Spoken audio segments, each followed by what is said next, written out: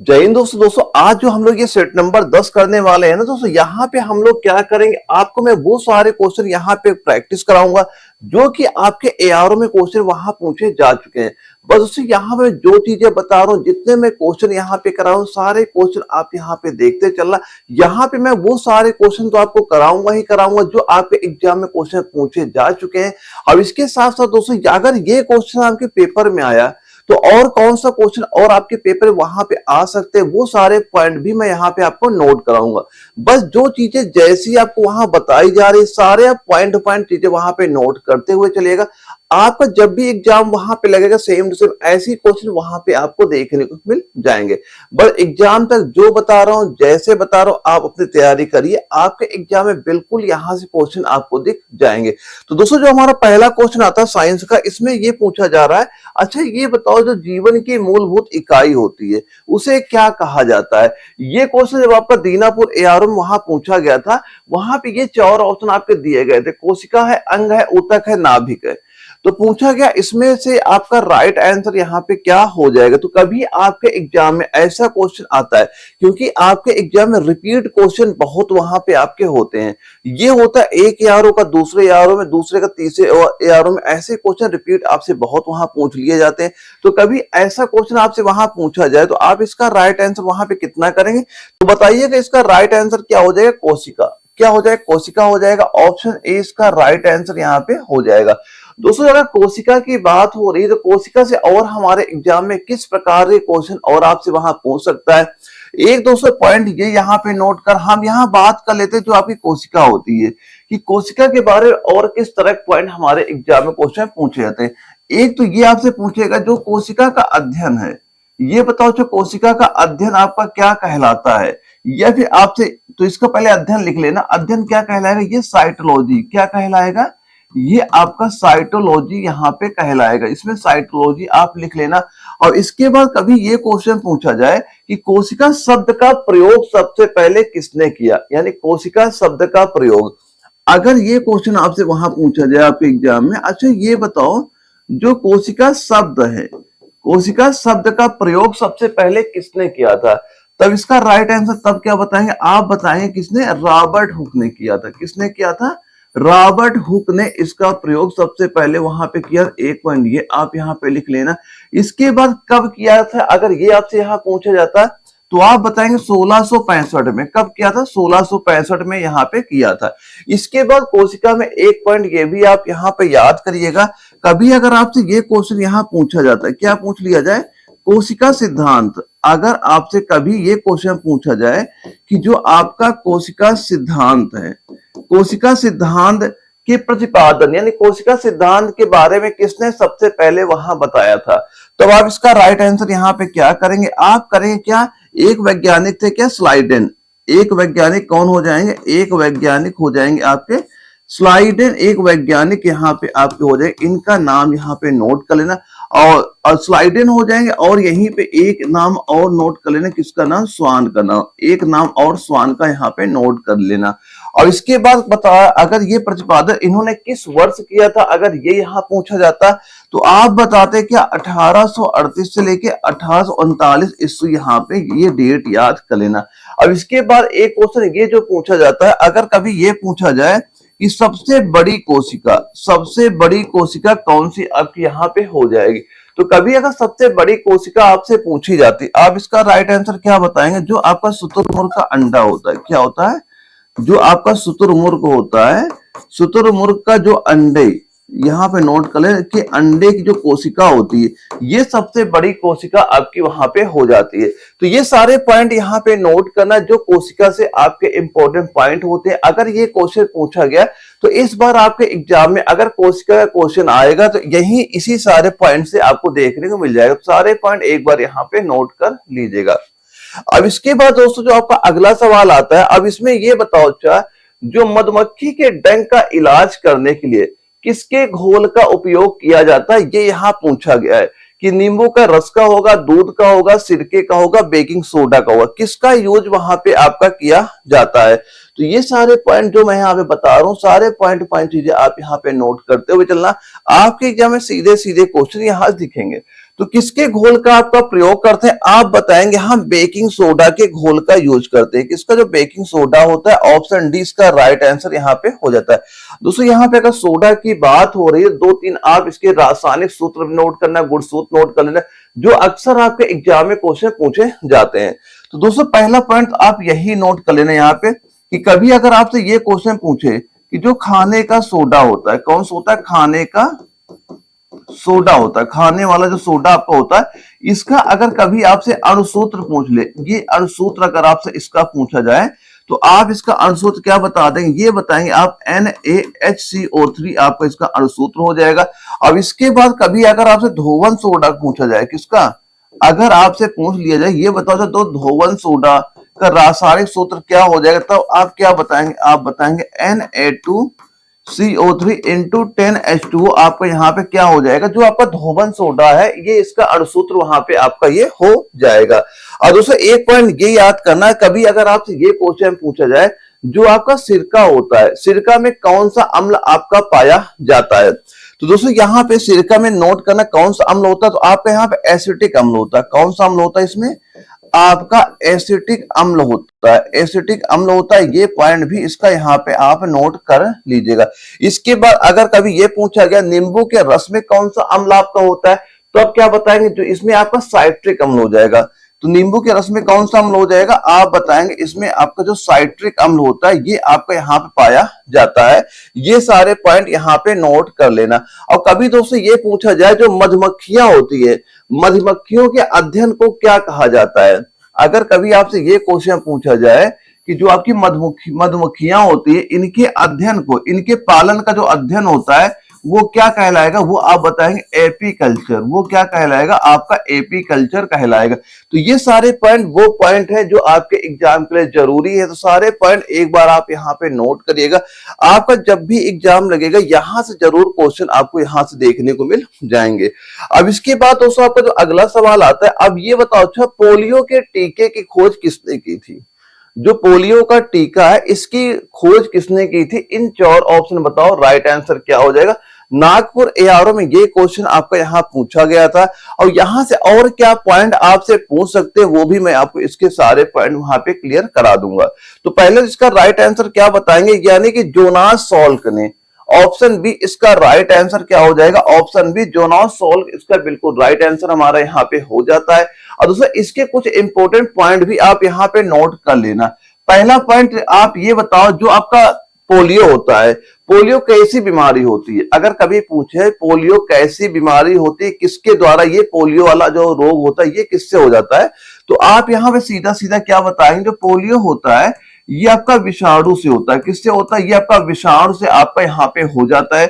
और अगर किसी को पोलियो की दिक्कत है तो कौन सी क्या दिक्कत वहां पे आती है, कौन से अंग पे इसका प्रभाव पड़ता है, तो यहाँ पे क्या बताएंगे? आप बताएंगे जो तंत्रिका तंत्र होता है आपका, क्या होता है? जो आपका तंत्रिका तंत्र होता है, तंत्रिका तंत्र पर क्या होता है? क्षति पहुंचती है। क्या बताएंगे? नुकसान किसको होता है?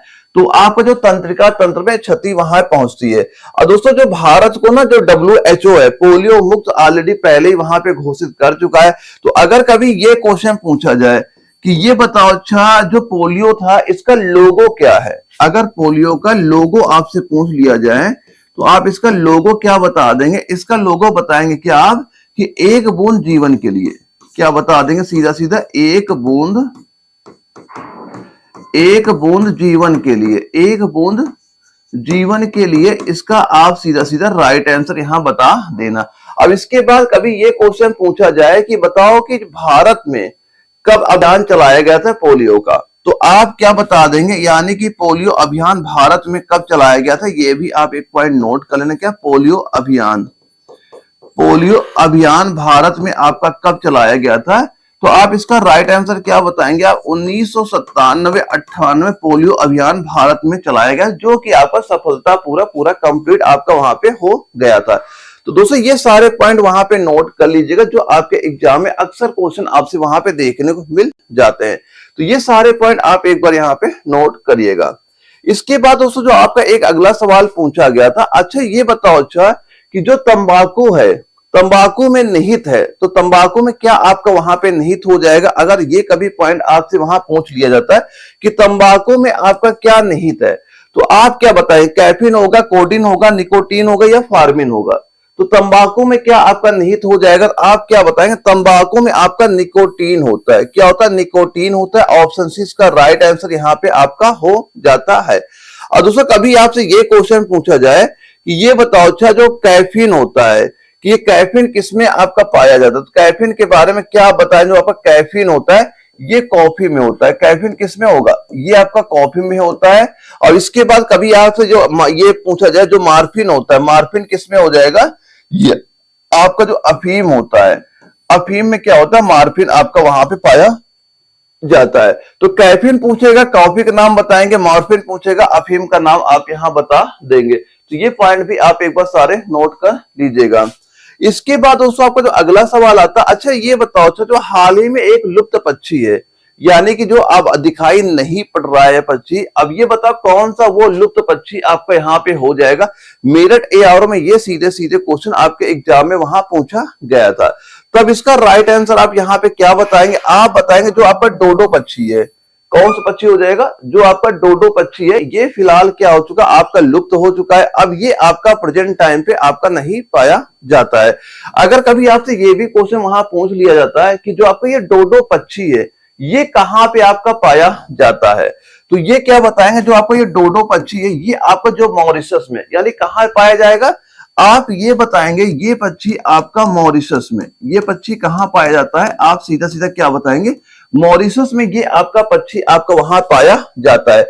और वहीं पे कभी ये क्वेश्चन पूछा जाए कि ये किस समूह का आता है, आप बताएं किस समूह या किस संघ में आएगा, तो आप क्या बताएंगे? ये पक्षी आपका जो कार्डहा, कार्डहा संघ में आपका ये पक्षी वहां पे आपका आ जाता है। तो ये दोनों पॉइंट भी एक बार आप यहाँ पे नोट कर लीजिएगा, जो आपके एग्जाम में क्वेश्चन यहां से पूछे जाते हैं।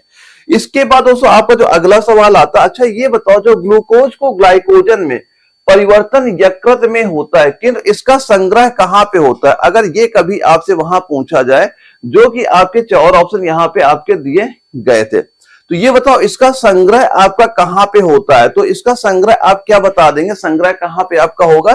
तो सीधा सीधा आप क्या बताएंगे? इसका संग्रह आपका यकृत तथा पेशियों में होता है। यकृत यानी जो लीवर हो गया या आपकी जो मसल होती है उसमें इसका संग्रह वहां पे आपका होता है। दूसरी यहाँ पे जो आपका यकृत होता है, इसके कुछ इंपॉर्टेंट पॉइंट भी आप यहाँ पे देख लीजिएगा, जो अक्सर आपके एग्जाम में क्वेश्चन यहाँ पूछे जाते हैं। तो पहला पॉइंट इसमें क्या आप नोट करेंगे? तो अगर दोस्तों कभी आपसे ये पूछा जाता है, ये बताओ सबसे बड़ी जो आपकी बहिस्रावी ग्रंथि कौन सी है? अगर ये क्वेश्चन पूछा जाए कि सबसे बड़ी आपकी जो बहिस्रावी ग्रंथि होती है ये आपकी कौन सी है, एक पॉइंट ये यहाँ पे नोट करना कि अगर पूछे सबसे बड़ी, आपसे ये पूछ लिया जाए कि ये बताओ सबसे बड़ी आपकी बहिस्रावी ग्रंथि, बहिस्रावी ग्रंथि आपकी कौन सी हो जाएगी? तो किसका नाम आप बताएंगे? आप सीधा सीधा नाम बता दें यकृत। ये सारे पॉइंट मैं यहाँ पे आपके किसके नोट करा रहा हूं? जो आपका यकृत होता है वो इसके सारे पॉइंट यहाँ पे नोट कराता हूं। और दोस्तों कभी अगर आपसे ये पूछ लिया जाए कि जो यकृत है यानी जो आपका लीवर है, इसमें कभी कोई अगर गड़बड़ी आपकी हो जाती है, यानी जो आपका यकृत यहाँ पे दिया गया है यानी जो लीवर होता है, कभी अगर इसमें कोई भी आपकी प्रॉब्लम क्रिएट होती है, कोई भी गड़बड़ी होती है, तो कौन सा रोग आपको वहां पे हो जाता है? कौन सा रोग बताएंगे? आपको रोग हो जाएगा क्या? पीलिया रोग। कौन सा रोग वहां पे हो जाता है? तो दिक्कत आती, पीलिया रोग आपको वहां पे आपका हो जाता है। और दोस्तों अगर कभी आपसे ये क्वेश्चन पूछा जाए कि जो पित्त रस होता है, पित्त रस का निर्माण कहां पे होता है, तो तब भी आप क्या बताएं? पित्त रस का निर्माण भी आपका लीवर यानी यकृत में आपका हो जाता है। तो अगर कभी ये आपसे पूछा जाए कि जो पित्त रस होता है, पित्त रस का निर्माण कहां पे होता है, तब भी आप किसका नाम बताएंगे? आप बताएंगे जो आपका यकृत होता है, लीवर होता है, पित्त रस का निर्माण भी वहां पे आपका हो जाएगा। और दोस्तों इसके बाद ये भी पॉइंट यहाँ पे नोट करिएगा कि जो आपका यकृत होता है ये यूरिया का निर्माण भी आपका कराता है। यूरिया के बारे में एक क्वेश्चन और है जहां हम लोग इसके सारे डिटेल्स पॉइंट वहां पे कवर करेंगे। इसके बाद दोस्तों एक अगला क्वेश्चन है जो कि आपका पिथौरागढ़ एआरओ में वहां पूछा गया था। इसमें क्या आपसे पूछा गया, ये बताओ सीसा और टिन का मिश्रित धातु को क्या कहा जाता है? जो आपका एक सीसा होता है और जो टिन होता है, इसका जो मिश्रित धातु होता है उसे क्या आपसे कहा जाएगा? क्या कहेंगे? स्टेनलेस स्टील कहेंगे, पीतल कहेंगे, कांसा कहेंगे, सोल्डर कहेंगे? तो उसे आपका क्या कहा जाता है, ये यहाँ पूछा गया। और ऐसे जो आपके मिश्रण वाले सवाल होते हैं ये अक्सर आपके क्वेश्चन पूछे जाते हैं। यहाँ बस आपसे ये चीज यहाँ पूछी जाती है कि कोई आपको मिश्रण दे दिया जाएगा और इसमें ये पूछा जाएगा बताओ इसमें कौन कौन से चीज का मिश्रण है वहां पे, और उनका परसेंटेज भी आपसे वहां पूछ लिया जाता है। तो कभी अगर ऐसा क्वेश्चन आपसे पूछा जाए तो मैं कुछ पॉइंट आपको नोट करा देता हूं। इसका पहले नोट कर लेने, क्या हो जाएगा सोल्डर, आपको क्या हो जाएगा राइट आंसर सोल्डर आपको यहाँ पे हो जाता है। क्योंकि दोस्तों जो आपका सोल्डर होता है, क्या होता है जो आपका सोल्डर, दोस्तों जो आपको ये सोल्डर होता है ना, किसका मिश्रण सोल्डर आपका होता है, तो यहाँ पे क्या कहेंगे सीसा और टिन, किसका कहेंगे सीसा और टिन का ये मिश्रण होता है, यानी एसएन या एसएन हो गया, और क्या कहेंगे जो आपका एक लेड हो गया पीबी हो गया। इसका परसेंटेज अगर दोनों का आपसे कभी पूछ लिया जाता, परसेंटेज क्या बता देंगे, ये आपका हो जाएगा 67% हो जाता है, और इसके बाद लेड आपका कितना होता है, ये 33% यहाँ पे आपका हो जाएगा। अब इसके बाद दोस्तों कभी अगर आपसे ये क्वेश्चन पूछा जाए कि ये बताओ जो आपका टाइप मेटल होता है क्या होता है, एक आप नोट करना जो आपका टाइप मेटल, एक टाइप मेटल लिख लेना, टाइप मेटल के बाद एक नोट करना आप जर्मन सिल्वर, एक नोट कर लेना क्या आप जो जर्मन सिल्वर होता है। एक पॉइंट ये नोट करना कि जो आपका पीतल होता है, क्या होता है पीतल, एक पीतल नोट करना। एक आप नोट करना जो आपका कांसा होता है, क्या होता है कांसा। अब ये बताओ ये सारे चीजें किसका मिश्रण आपके वहां पे हो जाती है और इनका परसेंटेज आपका वहां पे क्या होता है। कभी ये अगर आपसे पूछ लिया जाए वहां पे, तो जो आपका टाइप मेटल होता है, टाइप मेटल में क्या बताएंगे जो आपका लेड होता है यानी पीबी होता है, और इसके बाद एसबी हो जाएगा, इसके बाद सीसा एसएन आपका हो जाता है। ये टाइप मेटल में इनका मिश्रण वहां पे होता है। अगर इनका परसेंटेज पूछा जाए कितना परसेंटेज आपका होगा, तो लेड का आप बता देंगे क्या 82% आपका ये होता है, और एसबी यानी कितना हो जाएगा, ये आपका 15% यहाँ पे हो जाएगा, और सीसा कितना परसेंटेज होता है, ये आपका 3% यहाँ पे हो जाएगा। और कभी अगर पूछा जाए जो आपका जर्मन सिल्वर होता है, तो जर्मन सिल्वर में क्या क्या चीज पाई जाती है ये अगर पूछी जाए, तो जर्मन सिल्वर में एक क्या बताएंगे आप, जैसे आपका जो आपका क्या होता है कापर, कापर का परसेंटेज यहाँ पे 60% आपका हो जाएगा। इसके बाद इसी में आपका जिंक पाया जाता है जो कि आपका 20% होता है, और इसके बाद इसी में आपका निकेल होता है, निकेल का परसेंटेज कितना क्या होता है 20% आपका निकेल भी वहां पाया जाएगा। और इसके बाद कभी अगर पीतल के बारे में पूछा जाए, पीतल में क्या किस किस का मिश्रण आपका होता है, तो पीतल में क्या बताएंगे जो आपका कापर होता है, इसमें आपका 70% तो कापर पाया जाता है। इसके बाद जो आपका जिंक होता है, जिंक का परसेंटेज आपका 30% यहाँ पे जिंक होता है। और जो आपका कांसा होता है, इसका अगर पूछ लिया जाए तो कांसा में क्या बताएंगे, कांसा जो आपका होता है इसमें आपका जो कापर होता है ये आपका 90% होता है, और इसके बाद इसी में आपका जो आपका एसएन नोट कर लेना, ये कितना हो जाएगा आपका 10% यहाँ पे हो जाएगा। तो ये सारे वो मिश्रण नोट कर लेना जो अक्सर आपके एग्जाम में क्वेश्चन यहाँ पूछे जाते हैं, ये सारे पॉइंट आप यहाँ पे नोट कर लीजिएगा। अब इसके बाद दोस्तों एक सवाल और आता है, ये बताओ अच्छा जो आपका साबुनीकरण प्रक्रिया में प्राप्त आपका एल्कोहल कौन सा होता है, जो कि जयपुर एआरओ में ये क्वेश्चन आपके एग्जाम में वहां पूछा गया था, और जिसके 4 ऑप्शन क्या है आपके इथाइल एल्कोहल है, मिथाइल एल्कोहल है, काच स्प्रिट है और ग्लिसरॉल दिया गया है। अब बताओ इसमें इसका कौन सा क्वेश्चन आपका राइट आंसर यहाँ पे आपका हो जाएगा। तो कभी आपके एग्जाम में ऐसा क्वेश्चन आपसे वहां पूछ लिया जाता है तो आप इसका राइट आंसर क्या बता देंगे, वो बताएंगे जो आपका ग्लिसरॉल होता है। क्या ग्लिसरॉल होता है, ऑप्शन डी इसका राइट आंसर यहाँ पे आपका हो जाता है। दोस्तों जो आपका ग्लिसरॉल होता है ये आपके साबुनीकरण में एक प्राप्त क्या होता है, ये आपका एक प्राप्त उत्पाद आपका यहाँ पे ये हो जाएगा, और यह आपका ट्राईहाइड्राइड एल्कोहल आपका यहाँ पे होता है। और दोस्तों जो आपका ये दिया जा रहा है मिथाइल एल्कोहल, मिथाइल एल्कोहल को क्या कहते हैं, तो मिथाइल एल्कोहल और किस नाम से जाना जाता है आप बताएंगे, इसे कास्ट, क्या लिखेंगे कास्ट स्प्रिट के नाम से आपका ये जाना जाता है। किस नाम से जाना जाएगा, कास्ट स्प्रिट के नाम से आपका जो मिथाइल एल्कोहल आपका जाना जाता है। और कभी अगर इसका सूत्र पूछ लिया जाए, इसका सूत्र क्या होता है आप क्या बता देंगे, CH3 और OH, ये इसका यहाँ पे सूत्र आपका ये हो जाता है। और इसके बाद जो यहाँ पे इथाइल एल्कोहल दिया जा रहा है, इथाइल एल्कोहल आपको क्या होता है, तो ये क्या बता देंगे, ये जो आपका होता है इसे क्या बोलते हैं, इसे अनाज एल्कोहल के नाम से जानते हैं। किसके नाम से जानते हैं, अनाज एल्कोहल के नाम से आपका ये यहाँ पे जाना जाता है। और कभी इसका सूत्र पूछ लिया जाए, इसका अणुसूत्र क्या हो जाएगा आप बताएंगे, C2H5OH इसका अणुसूत्र वहां पे आपका हो जाता है। और इसका जो मुख्य रूप से कहां पे यूज होता है कि जो शराब का मुख्य घटक होता है, तो यहाँ पे नोट करना कि जो आपकी शराब होती है, शराब का ये आपका मुख्य घटक वहां पे आपका हो जाता है, यानी शराब का मुख्य भाग यहाँ पे हो जाता है। तो ये सारे पॉइंट इसके यहाँ पे नोट कर लें। इसके अणुसूत्र ये जरूर नोट कर लेना, ये आपके एग्जाम में क्वेश्चन यहाँ से पूछे जाते हैं। अब इसके बाद दोस्तों एक आपका अगला सवाल आता है, ये बताओ अच्छा एक सुक्रोज जो अणु होता है, एक सुक्रोज अणु में कार्बन परमाणु कितने होते हैं? कि आपका जो एक सुक्रोज अणु होता है, कार्बन के परमाणु इसमें कितने होते हैं, ये यहां पूछा जा रहा है। और जिसके 4 ऑप्शन हमारे ये दिए गए थे, अब बताओ इसका राइट आंसर यहाँ पे आपका कितना आपका हो जाएगा? तो इसका राइट आंसर आप क्या बता देंगे? आप बताएंगे क्या 12। ऑप्शन बी आपका बिल्कुल राइट आंसर यहाँ पे आपका हो जाता है। और दोस्तों कभी ये जो सुक्रोज यहाँ पे दिया गया है, इनके सूत्र नोट कर लेना कि अगर कभी आपसे जो सुक्रोज होता है, अगर बताओ सुक्रोज का सूत्र क्या आपका होता है, तो सुक्रोज का सूत्र आप कितना बता देंगे? यहाँ पे इसका अणु सूत्र बता दो, तो ये आप सीधा सीधा लिखेंगे क्या, C12H22O11। ये क्या हो जाएगा? सुक्रोज का आपका अणु सूत्र वहां पे आपका हो जाता है। इसके बाद कभी आपसे ये क्वेश्चन पूछा जाए जो आपका फ्रक्टोज होता है, क्या फ्रक्टोज होता है, इसका बताओ रासायनिक सूत्र क्या हो जाएगा फ्रक्टोज का? तो फ्रक्टोज का जब भी आपसे पूछा जाए तो फ्रक्टोज वाले में आप क्या बता देंगे? यहां बताएंगे C6H12O6 आप यहां बता देना। अब इसके बाद कभी अगर आपसे माल्टोज का पूछ लिया जाए, ये बताओ अच्छा जो माल्टोज होता है, क्या होता है माल्टोज? अब बताओ माल्टोज का अणु सूत्र या रासायनिक सूत्र कितना आपका हो जाएगा? तो माल्टोज में क्या बताएंगे? यहाँ पे C12H22O11, ये इसका अणु सूत्र यहाँ पे हो जाता है।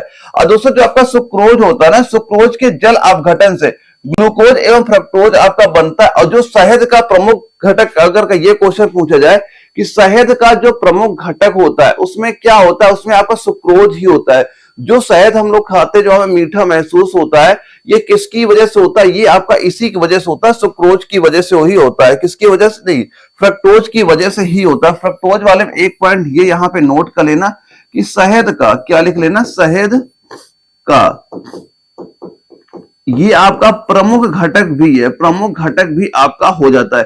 कि जो शहद होता है ये हमें मीठा किस वजह दिखाई पड़ता है? जो इसमें फ्रक्टोज मिला होता है, इसी की वजह से शहद हमें मीठा लगता है। इसके बाद दोस्तों आपको जो अगला सवाल आता है, इसमें पूछा गया, ये बताओ अच्छा जो यूरिया होता है, यूरिया का रासायनिक सूत्र क्या है? या इसमें पूछा गया यूरिया का रासायनिक नाम बता दो, क्या आपका हो जाएगा? ये जो 4 ऑप्शन यहाँ पे दिए गए, ये सिलचर एआरओ में ये क्वेश्चन वहां पूछा गया था। तो ये बताओ अच्छा जो यूरिया का रासायनिक नाम क्या आपका होता है? तो यूरिया का रासायनिक नाम आप क्या बता देंगे? ये आपका हो जाएगा कार्बामाइड। कार्बामाइड को यूरिया के नाम से आपका जाना जाता है। और कभी ये क्वेश्चन अगर पूछा जाए कि यूरिया का रासायनिक सूत्र भी बता दो, क्या हो जाएगा? तो यूरिया का आप रासायनिक सूत्र अगर आपसे कभी पूछ लिया जाए, इसका रासायनिक सूत्र क्या बता देंगे? ये आप सीधा सीधा बताएं क्या, NH2CO ये पॉइंट यहाँ पे आप नोट कर लीजिएगा। इसके बाद कभी आपसे ये क्वेश्चन पूछा जाए, अच्छा ये बताओ जो आपका यूरिया होता है, यूरिया में अच्छा ये बताओ जो आपका नाइट्रोजन होता है, यूरिया में नाइट्रोजन का परसेंटेज कितना होता है? आप क्या बताएंगे? इसमें आपका 46% आपका नाइट्रोजन का यहाँ पे हो जाएगा। और इसके बाद कभी अगर एक पॉइंट यूरिया के बारे में ये नोट करना कि जो आपका यूरिया होता है, इसका मतलब रंग कैसा होता है? आप बताएंगे ये रंगहीन होता है, कोई रंग यहाँ पे नहीं होता है। और क्या लगाएंगे? वह आप लगा देना गंधहीन। और क्या लिख देंगे यहाँ पे?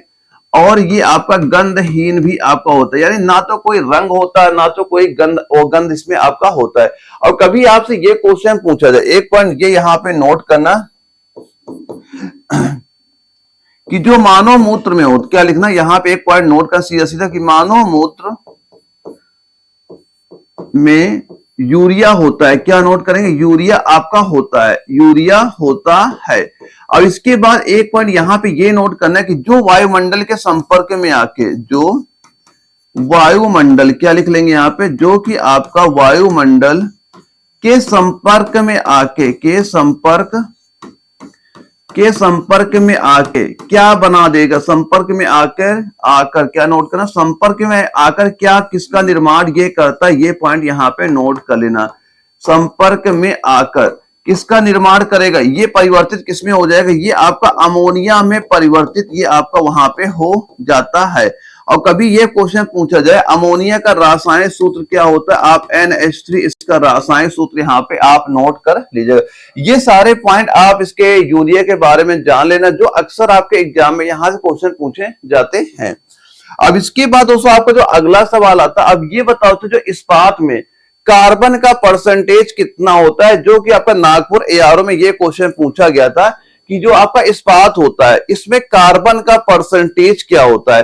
तो कभी अगर ये क्वेश्चन आपसे पूछा जाए आप कितना बता देंगे, ये बताएंगे आपका 0.5 से लेकर 1.5।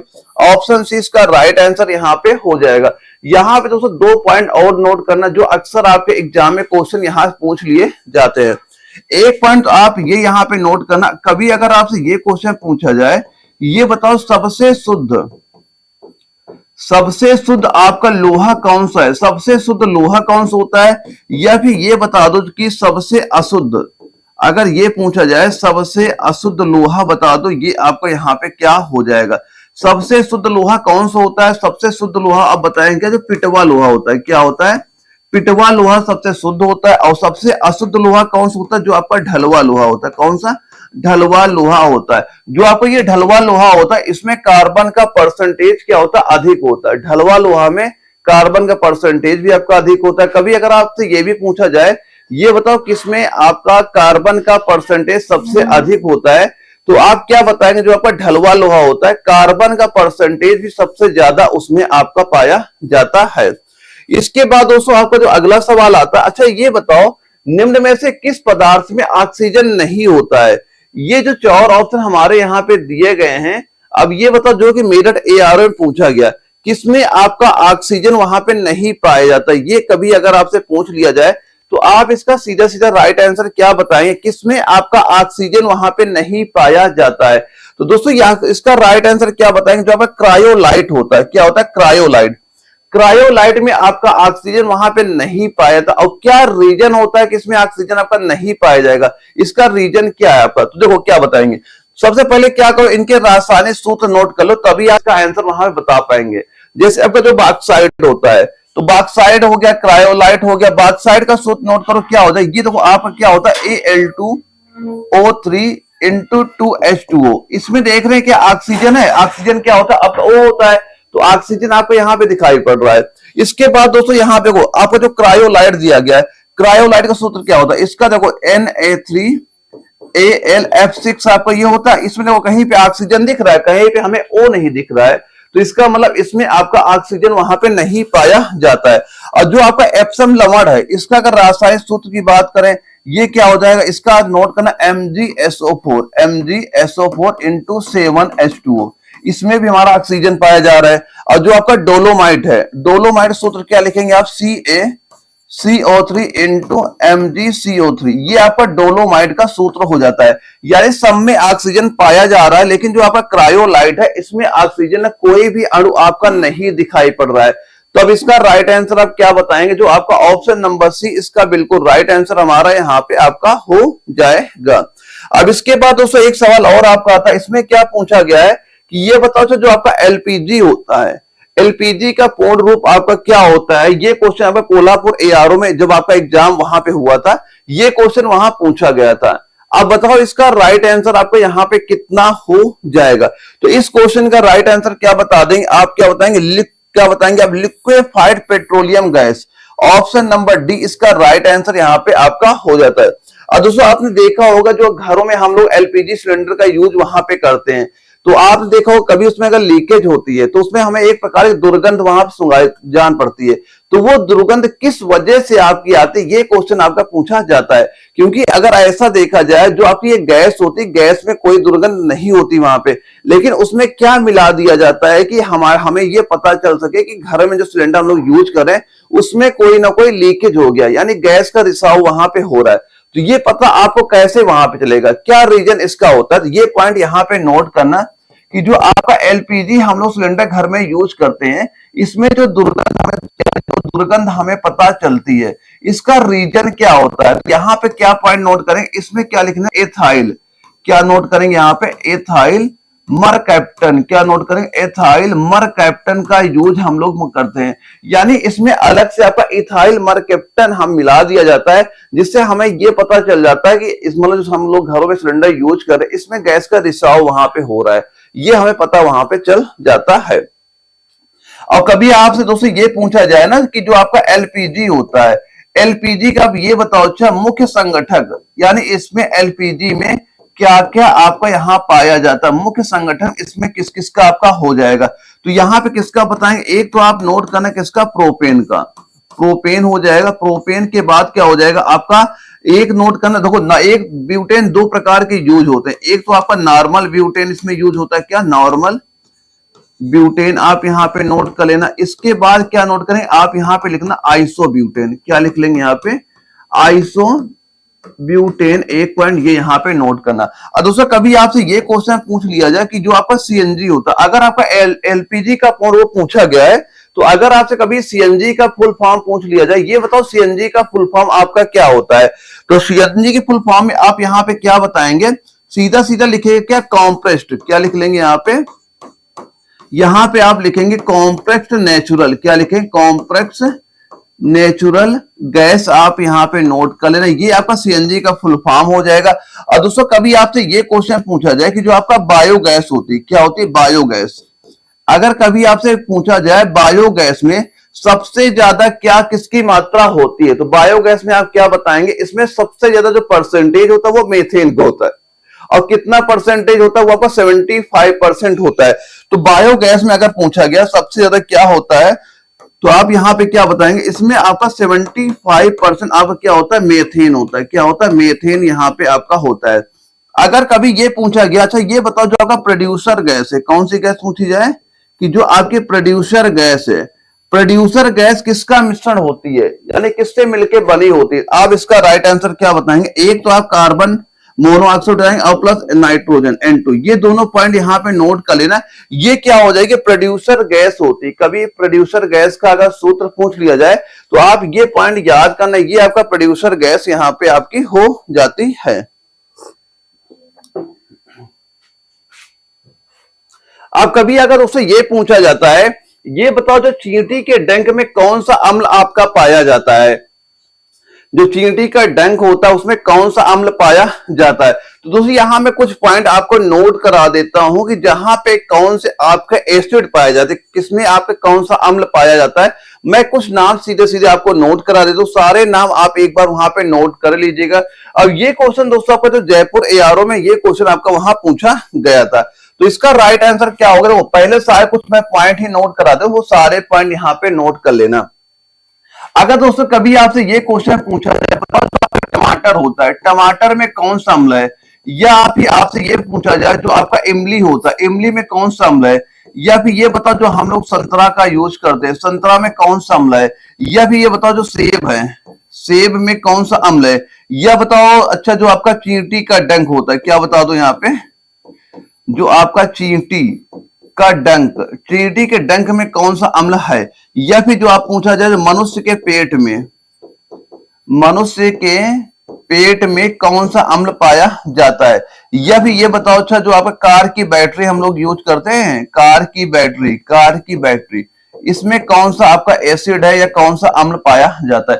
तो ये कुछ नाम हम लोग नोट कर लेते हैं जो अक्सर आपके एग्जाम में यहां से क्वेश्चन पूछे जाते हैं। तो अगर टमाटर में पूछा जाए कौन सा एसिड पाया जाता है, कौन सा अम्ल आपका पाया जाता है, तो यहाँ पे क्या बता देंगे, आप बताएंगे क्या, आक्जेलिक अम्ल, सीधा सीधा क्या बता देंगे, हम बताएंगे आक्जेलिक अम्ल आपका यहाँ पाया जाएगा, आक्जेलिक अम्ल आपका पाया जाएगा। और इमली में पूछा जाता है आप क्या बताएंगे, टार्ट्रिक, इमली में किसका नाम ले लेंगे, इमली में बता देंगे टार्ट्रिक अम्ल पाया जाएगा। और संतरा में क्या बता देंगे, संतरा में आपका सिट्रिक अम्ल, यानी जितने खट्टे आपके होते हैं क्या बताएंगे, सिट्रिक अम्ल, सिट्रिक अम्ल बता देना। सेब में कौन सा अम्ल होता है, आप बताएंगे क्या, मैलिक अम्ल, इसमें क्या बता देंगे आप, इसमें आपका मैलिक अम्ल वहां पाया जाएगा। चींटी का जो डंक होता है इसमें क्या कौन सा अम्ल होता है, आप बताएंगे क्या, फार्मिक अम्ल, फार्मिक अम्ल यहां बता देंगे। अब मनुष्य के पेट में क्या होता है, हाइड्रोक्लोरिक अम्ल पाया जाता है। और कार की बैटरी में आप सल्फ्यूरिक अम्ल यानी H2SO4 आपका ये पाया जाता है। तो ये सारे पॉइंट नोट करना कि जो अम्ल वाले आपके होते हैं जो अक्सर आपके एग्जाम में क्वेश्चन यहाँ पूछे जाते हैं। तो ये सारे पॉइंट आप नोट करना कि अगर ये क्वेश्चन आपके पेपर पूछा गया है तो और कौन सा आपका वो क्वेश्चन हो सकता है जो आपके एग्जाम में और वहां पूछा जा सकता है। ये सारे पॉइंट यहाँ पे आप नोट कर लीजिएगा। इसके बाद दोस्तों अगला सवाल आता है, अब ये बताओ शीतकाल में हैंड पंप का जो पानी गर्म होता है इसका रीजन क्या होता है। ये 4 ऑप्शन वहां पे दिए गए थे जब आपका मेरठ एआरओ में ये क्वेश्चन वहां पूछा गया था। एक बार ये सारे ऑप्शन आप यहाँ पे ध्यान से पढ़िए, फिर बताओ इसका राइट आंसर यहाँ पे आपका कितना हो जाएगा। तो ये क्वेश्चन दोस्तों कभी भी आपके एग्जाम में पूछ लिया आता है तो इसका राइट आंसर आप क्या बताएंगे, ये बताएंगे क्या पृथ्वी के भीतर तापमान वायुमंडल के तापमान से अधिक होता है। अब यही रीजन होता है कि हैंड पंप का पानी गर्म आपका होता है ठंडियों के दिनों में भी। तो यही पॉइंट इसका राइट आंसर क्या हो जाएगा, ऑप्शन बी इसका राइट आंसर यहाँ पे आपका हो जाएगा। दोस्तों यहाँ पे अगर कभी ये क्वेश्चन पूछा जाए ना, एक क्वेश्चन ये होता है कि जो हमारी पृथ्वी है इसका जो तापमान बढ़ रहा है, यानी कितना तापमान कितने वर्षों में बढ़ रहा है, ये पॉइंट भी आप यहाँ पे याद करना। एक पॉइंट ये याद कर लेना कि जो हमारी पृथ्वी है इसका आपका जो तापमान है कि जो पृथ्वी का तापमान जो बढ़ रहा है, तापमान में पृथ्वी के तापमान में जो आपकी वृद्धि हो रही है ये कितनी हो रही है। तो आप यहाँ पे ये पॉइंट याद करना कि 0.86 डिग्री सेंटीग्रेड यानी 50 ईयर, 50 साल में आपका हर 50 साल में इसका जो टेम्परेचर है ये 0.86 डिग्री सेंटीग्रेड आपका ये यहां बढ़ रहा है। तो ये पॉइंट इसका यहाँ पे याद कर लेना। और कभी दोस्तों ये पूछा जाए आपसे कि जो पृथ्वी आपकी है ये बताओ पृथ्वी का विभव, अगर पृथ्वी का विभव आपसे पूछ लिया जाए क्या है, या फिर ये बताओ जब पृथ्वी का औसत तापमान, पृथ्वी का औसत एवरेज इसका टेम्परेचर तापमान आपका कितना है ये कभी पूछा जाए तो पृथ्वी का विभव कितना आप बता देंगे। पहले तो बताएंगे पृथ्वी का विभव आपका यहाँ पे 0 आपका हो जाएगा और औसत तापमान कितना इसका हो जाएगा, ये हो जाएगा 14 डिग्री सेंटीग्रेड। ये इसके तीनों पॉइंट नोट करना, तीनों पॉइंट आपके इंपॉर्टेंट हो जाते हैं जो अक्सर आपके एग्जाम में क्वेश्चन वहां पूछ लिए जाते हैं। तो ये सारे पॉइंट आप यहाँ पे एक बार नोट कर लीजिएगा। अब इसके बाद दोस्तों आपका जो अगला सवाल आता है, यहां से हमारे जीके स्टार्ट हो जाते हैं और जीके के आपके 15 क्वेश्चन वहां पूछे जाते हैं। और जो पहला क्वेश्चन आपका जीके का आता है इसमें क्या आपसे पूछा गया है, ये बताओ अच्छा जो भारत में शुंग वंश हुआ था, शुंग वंश के संस्थापक कौन थे। ये क्वेश्चन जब आपका पिथौरागढ़ एआरओ में पूछा गया था, ये 4 ऑप्शन वहां पे दिए गए। तो दोस्तों यहां मैं कुछ पॉइंट और आपको नोट कराऊंगा। सबसे पहले ये बता देता हूं कि जो आपका शुंग वंश है तो शुंग वंश के संस्थापक कौन है। सबसे पहले तो मैं आपको ये चीज यहाँ पे क्लियर कर देता हूं। तो इसके संस्थापक कौन हो जाएंगे आप बताएंगे दोस्तों, जो पुष्यमित्र थे ये इसके संस्थापक हो जाएंगे। ऑप्शन बी इसका राइट आंसर आपका हो जाएगा। और कभी दोस्तों ये पूछा गया इसके अंतिम शासक कौन है, इसके अगर आपसे अब ये पूछ लिया जाए इसके अच्छा शुंग वंश के बताओ अंतिम शासक कौन है, तो अंतिम शासक अगर कभी आपसे पूछा जाए तो अंतिम शासक के रूप में आप किसका नाम बताएंगे। यहाँ पे आप बताएंगे क्या, देवभूति का। किसका नाम बता देंगे आप, नाम सीधा सीधा किसका बताएंगे, देवभूति इसके आपके अंतिम शासक यहाँ पे आपके हो जाते हैं। अब यही अगर कभी ये क्वेश्चन पूछा गया कि जो आपका शुंग वंश है इनका शासन काल क्या है, यानी इन्होंने किस वर्ष से लेके कितने वर्षों तक अपना शासन वहां पे किया था। तो इनका अगर कभी ये क्वेश्चन पूछा जाता है कि इनका जो शासन काल है कि ये बताओ शासन काल इनका कितना हो जाएगा, तो आप क्या बताएंगे, आपका 185 से लेकर 75 ये नोट करना, ईसा पूर्व यहाँ पे लिख लेना, ईसा पूर्व तक इनका शासन काल वहां पे आपका था। तो ये पॉइंट भी यहाँ पे एक बार नोट कर लीजिएगा। इसके बाद दोस्तों सिलचर एआरओ में एक क्वेश्चन आपका ये पूछा गया था कि किस वंश के शासक ने 999 में कंदरिया महादेव मंदिर का निर्माण कराया। तो बहुत फेमस मंदिर आपका ये यहाँ पे हो जाता है और बहुत बार आपके एग्जाम में यहां से क्वेश्चन पूछे भी जा चुके हैं, जिसके 4 आपके ऑप्शन यहाँ पे दिए जा रहे हैं। अब बताइए इसका राइट आंसर आपको यहाँ पे कितना आपका हो जाएगा। तो कभी आपके एग्जाम में ऐसा क्वेश्चन पूछा जाता है कौन से शासक हो जाएंगे, जो आपके चंदेल होते हैं, कौन हो जाए, चंदेल। ऑप्शन ए इसका बिल्कुल राइट आंसर क्या हो जाएगा, ऑप्शन नंबर ए हमारा राइट आंसर आपका यहाँ पे हो जाएगा। और दोस्तों इसके कुछ पॉइंट में और आपसे बता देता हूं कि अगर ये पूछा जाए इसकी स्थापना यानी इस मंदिर की स्थापना कब हुई थी, कौन सी सदी में हुई थी, अगर ये क्वेश्चन पूछा जाए कि इसकी स्थापना कौन सी सदी में हुई थी, तो आप यहां से देख ही सकते हैं 999 लिखा हुआ सदी आपसे पूछेगा, क्या बताएंगे आप? 9वीं शताब्दी। क्या बताएंगे आप? बताएंगे सीधा सीधा जो आपकी 9वीं शताब्दी यहां बता देंगे। और कभी ये क्वेश्चन आपसे पूछा जाता है कि जो चंदेलों की राजधानी क्या थी उस समय, तो इनकी राजधानी आप क्या बता देंगे? चंदेलों की राजधानी उस समय क्या थी वहां पे? तो राजधानी आप बताएंगे खजुराहो। राजधानी क्या बता देंगे? सीधा सीधा खजुराहो इनकी राजधानी वहां पे आपकी हो जाएंगी। और कभी ये क्वेश्चन पूछा जाए कि जो चंदेल वंश का आपका अंतिम शक्तिशाली शासक कौन था? क्या बताएंगे यहाँ पे? अंतिम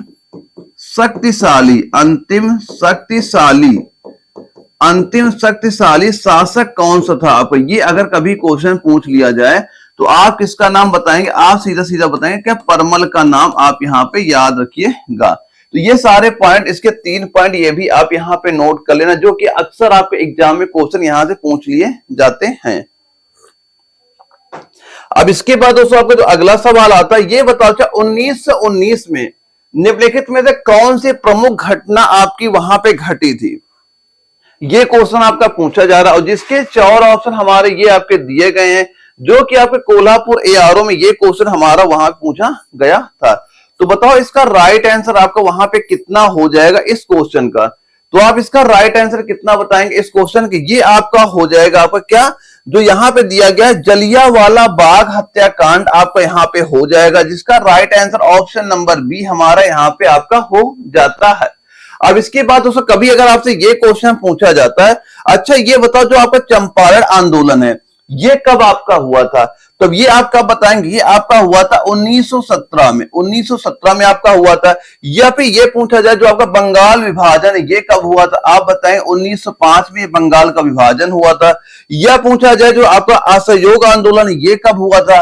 तो आप बताएं 1920 से 1922 में आपका असहयोग आंदोलन हुआ था। तो ये सारे डेट भी आप एक बार याद कर लेना, जहां से अक्सर आपके एग्जाम में क्वेश्चन आपसे पूछे जाते हैं।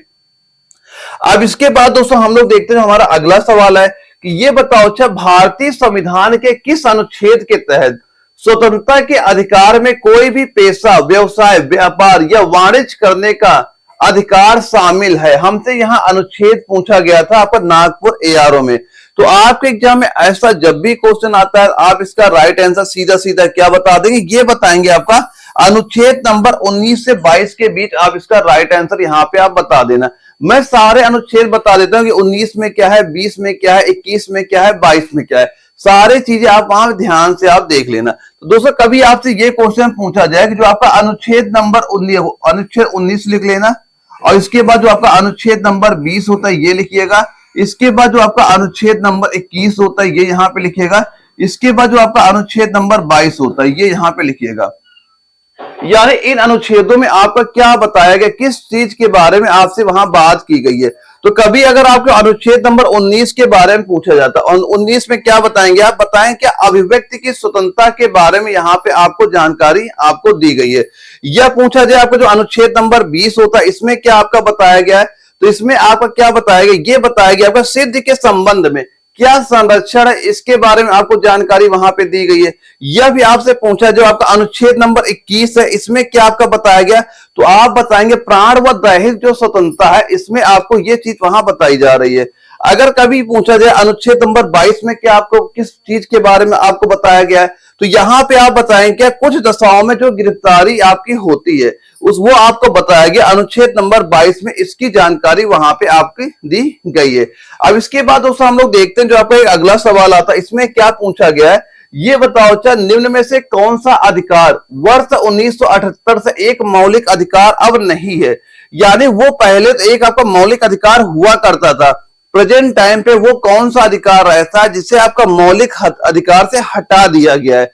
तो इन 4 ऑप्शन आपको बताना है कि राइट आंसर क्या हो जाएगा। जयपुर एआरओ में ये क्वेश्चन सीधे सीधे आपसे यहां पूछा गया था, तो बताओ इसका राइट आंसर यहां पे आपका कितना हो जाएगा। तो आपके एग्जाम में कभी ऐसा क्वेश्चन अगर पूछा जाए तो आप क्या बताएंगे? आपका जो संपत्ति का अधिकार है, पहले क्या होता था, जो आपका संपत्ति का अधिकार होता था ये आपका मौलिक अधिकार वहां पे होता था, लेकिन अब संपत्ति को अधिकार के आपके मौलिक अधिकार से हटाकर इसे आपका एक विधिक अधिकार वहां पे बना दिया गया। तो यहाँ पे दोस्तों कितने क्वेश्चन पूछे जाते हैं। एक तो आपसे ये क्वेश्चन पूछा जाए कि उस समय कौन सा संविधान संशोधन आपका किया गया था। तो अगर पूछा जाए कौन सा संविधान संशोधन आपका किया गया था, तो यहां पे क्या बताएंगे, उस समय आपका हुआ था जो आपका 44वें संविधान संशोधन के तहत इसको हटा दिया गया। अब ये संशोधन आपका कब हुआ था, आप बताएंगे 1978 में ये आपका संशोधन किया गया था। अब अगर ये क्वेश्चन पूछा जाए इसको कौन से भाग में जोड़ा गया या कौन से अनुच्छेद में आपका ये जोड़ा गया, अगर ये कभी क्वेश्चन पूछ लिया जाए तो यहां पे क्या बता देंगे, कौन से भाग में इसको जोड़ा गया है या फिर कौन से अनुच्छेद में इसे आपका जोड़ा गया है। तो भाग क्या बता देंगे, इसको भाग नंबर जो आपका 12 है, भाग नंबर 12 में इसे आपका जोड़ा गया है। या कभी अगर आपसे अनुच्छेद पूछा जाए कौन से अनुच्छेद में, तो आप बताएंगे 301 अनुच्छेद आपका हो जाएगा जहां पे इसे आपका जोड़ा गया है। तो ये सारे पॉइंट इसके एक बार यहां पे नोट कर लीजिएगा, जो कि आपके इंपॉर्टेंट पॉइंट आपके ये वहां पे हो जाते हैं। इसके बाद उसे एक सवाल आप ये नोट करना, कभी अगर आपसे ये क्वेश्चन पूछ लिया जाए कि ये बताओ अर्थशास्त्री ने 1988 में नोबेल पुरस्कार प्राप्त किया था, कौन से ऐसे अर्थशास्त्री थे वहां पे जिन्होंने नोबेल पुरस्कार वहां पे 1988 में दिया गया था, जब आप ये पिथागोरस एआरओ में क्वेश्चन पूछा गया था। तो बताइए इसका राइट आंसर आपका इस क्वेश्चन के यहां पे कितना हो जाएगा। तो इसका राइट आंसर दोस्तों आप सीधा सीधा क्या बताएंगे, अमर्त्य सेन का नाम बता देंगे। ऑप्शन ए इसका राइट आंसर यहां पे आपका हो जाता है। यानी 1998 में अमर्त्य सेन को आपका अर्थशास्त्र का नोबेल पुरस्कार वहां पे दिया गया था। क्या बता दें, अमर्त्य सेन का नाम आप यहां पे याद रखिएगा। अगला सवाल दोस्तों जो आपका आता है, ये बताओ छाप कि भारत की निम्नलिखित में से किस पंचवर्षीय योजना ने अपना लक्षित विकास हासिल वहां पे कर लिया था, जिसके ये 4 ऑप्शन आपके दिए गए थे, जो कि आपके मेरठ एआरओ में सीधे सीधे ये क्वेश्चन वहां पूछा जा रहा है। तो यहाँ पे इन 4 ऑप्शन में इसका राइट आंसर आप किस पे बताएंगे, तो इसका राइट आंसर दोस्तों आपका हो जाएगा क्या, 8वीं योजना आपकी यहाँ पे हो जाती है। अब कभी ये क्वेश्चन पूछा जाए कि 8वीं योजना का कार्यकाल कौन से वर्ष का था, तो अगर आपसे ये क्वेश्चन पूछा जाए इसका जो कार्यकाल का वर्ष यानी कौन सा कार्यकाल का वर्ष अगर आपसे पूछ लिया जाता, तो कार्यकाल का वर्ष आप क्या बता देंगे यहाँ पे 1992-97, क्या बताएंगे 92-97 कार्यकाल का वर्ष आप सीधा सीधा यहां बता दीजिएगा। इसके बाद कभी अगर आपसे ये क्वेश्चन पूछ लिया जाए कि इसका जो योजना मुख्य उद्देश्य क्या था, अगर इसका पूछा जाए कि ये बताओ अच्छा इसका मुख्य उद्देश्य आपका वहां पे क्या हो जाएगा, तो मुख्य उद्देश्य आप क्या बताएंगे, जो मानव विकास होता, मानव विकास संसाधन का विकास करना, इसका उद्देश्य वहां पे आपका हो जाता था। तो ये सारे पॉइंट यहाँ पे नोट करना, जो कि आपके एग्जाम के लिए सारे पॉइंट ये आपके जरूरी हो जाते हैं। इसके बाद कभी अगर आपसे ये क्वेश्चन एक पूछा गया था आपका कोल्हापुर एआरओ में कि भारत को अपना केंद्रीय बैंक, जो आपका केंद्रीय बैंक है, ये किस वर्ष आपका मिला था, तो केंद्र पहले तो ये बताओ भारत का केंद्रीय बैंक होता कौन सा, कौन से बैंक को आपका इसका केंद्रीय बैंक आपका वहां पे कहा जाएगा। तो पहले आप क्या बताएंगे कि जो आपका केंद्रीय बैंक क्या हो जाएगा, तो जो आपकी आरबीआई होती है, आरबीआई को क्या कहा जाता है, इसे ही आपका केंद्रीय बैंक यहाँ पे कहा जाता है। पहले तो एक पॉइंट ये क्लियर कर लेना।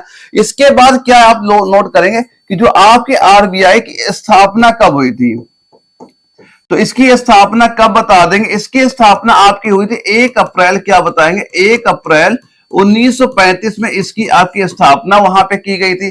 और इसके बाद अगर कभी ये क्वेश्चन पूछा जाए, क्योंकि जो पहले आरबीआई का जब वहां पे स्थापना की गई थी इसका मुख्यालय पहले कोलकाता में था, तो अगर अब ये क्वेश्चन पूछा जाए कि इसका जो आपका कोलकाता से लेकर मुंबई कब इसका मान लो ट्रांसफर वहां पे हो गया था, तो यहाँ पे एक पॉइंट ये आप ये भी नोट करना कि 1937 में, 1937 के बाद इसका मुख्यालय आपका कोलकाता से मुंबई आपका कर दिया गया था। तो यहां पे क्या लिखेंगे आप, इसका 1937 के बाद इसका मुख्यालय, 1937 के बाद इसका मुख्यालय आपका मुंबई यहां पे आपका हो गया था।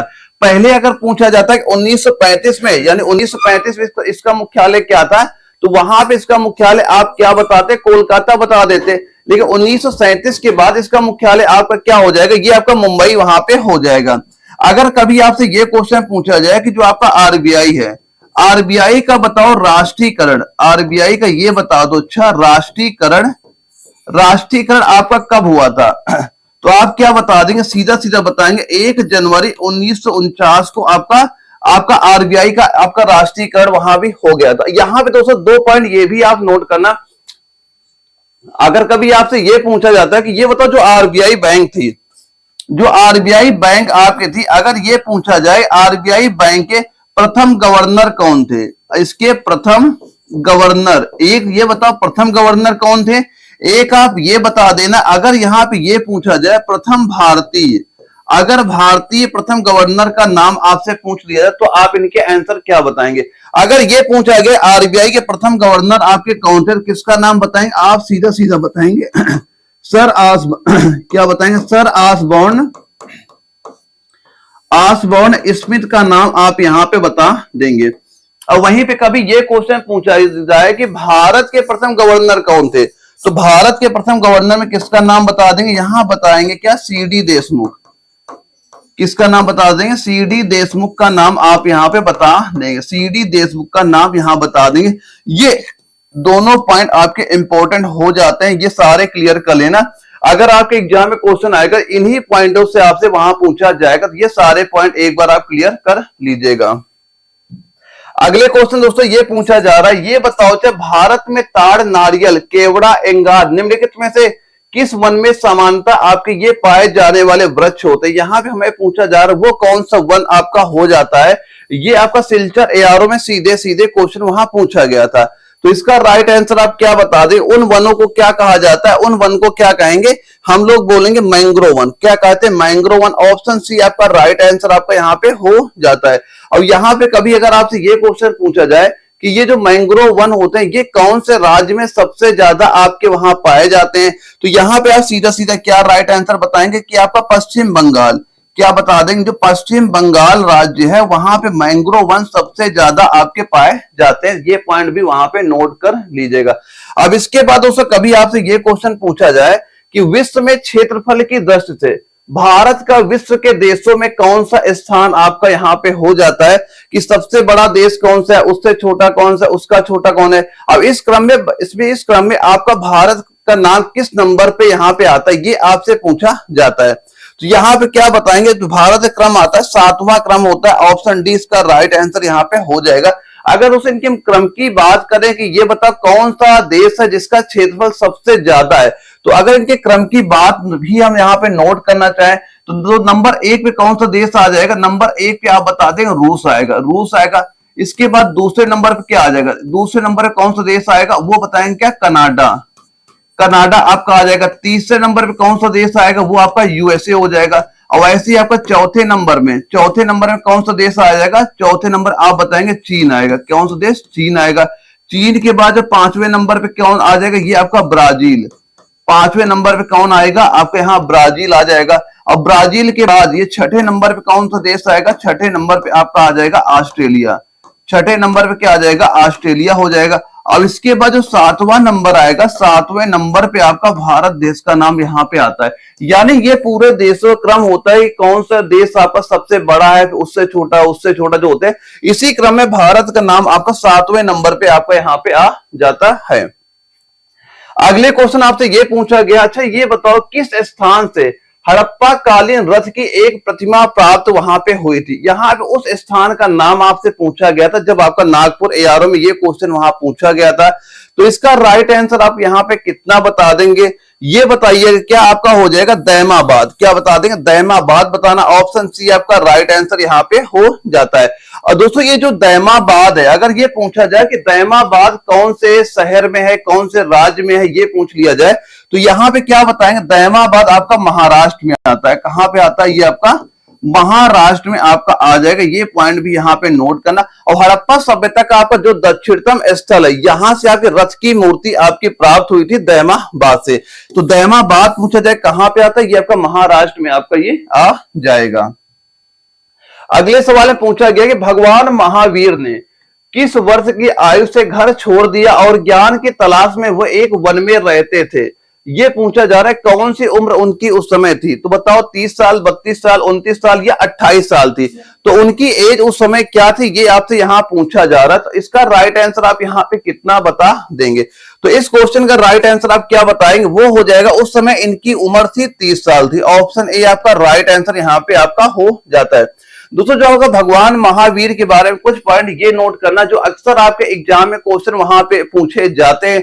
तो कभी आपसे अगर ये क्वेश्चन पूछ लिया जाए, अच्छा ये बताओ इनका जन्म कब हुआ था, इनका जन्म कहां पे हुआ था, या फिर ये बताओ अच्छा इनके पिता का नाम क्या था, इनके पिता का नाम क्या था, या फिर ये बताओ अच्छा इनकी माता का नाम क्या था, या ये बताओ इनकी मृत्यु कहां पे हुई थी, इनकी मृत्यु कहां पे हुई थी ये बता दो, या ये बताओ अच्छा इन्होंने जो ग्रह तार मान लीजिए हम लोग ध्यान लिया। अब ये बताओ कभी ये क्वेश्चन पूछा जाए इनकी ज्ञान प्राप्ति, इनको ज्ञान प्राप्ति कहां पे हुई थी।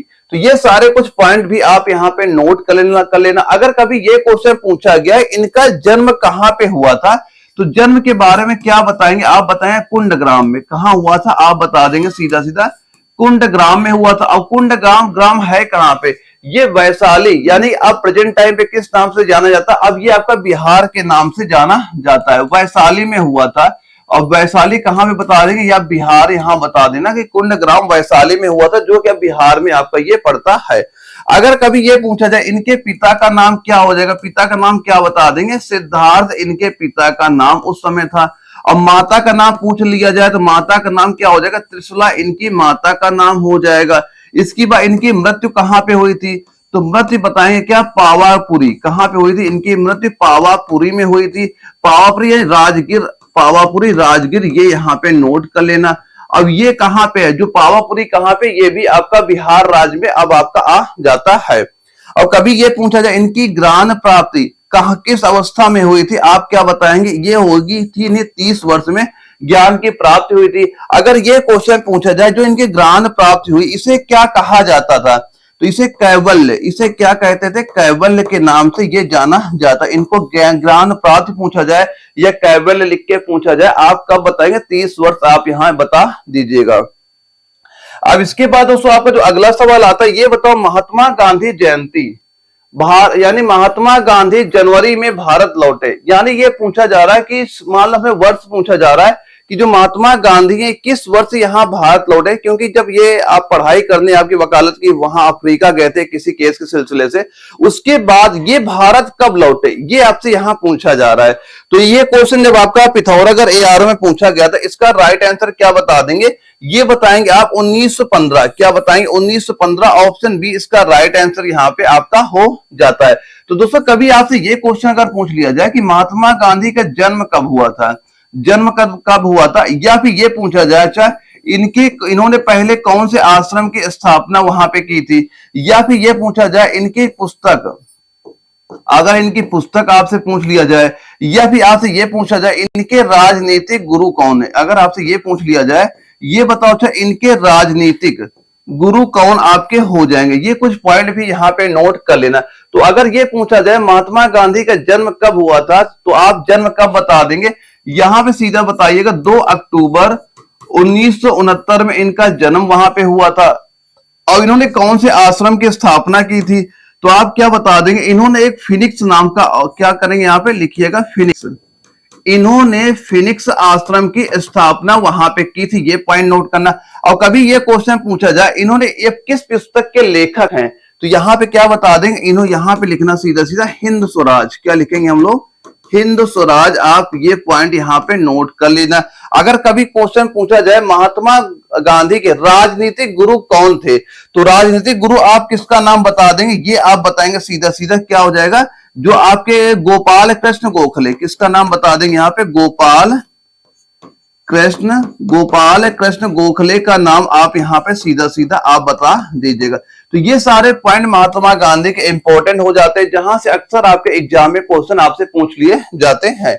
इसके बाद जो आपका अगला सवाल आता है, ये बताओ अच्छा विश्व में क्षेत्रफल की दृष्टि से भारत का विश्व के देशों में कौन सा स्थान आपका हो जाएगा, 7वां स्थान हो जाएगा। ये क्वेश्चन दोबारा आपका रिपीट हो गया था कोल्हापुर एआरओ में, यानी एक एआरओ के जवाब में बहुत बार क्वेश्चन आपके वहां पर रिपीट होते हैं। तो यहाँ पे इसीलिए मैंने जो आपको कंप्लीट नोट्स मैंने आपको प्रोवाइड कराए हैं, बस आप घर बैठ के वो सारे कंप्लीट नोट्स तैयार करिए, आपके एग्जाम में सीधे सीधे क्वेश्चन वहां से आपको दिख जाएंगे।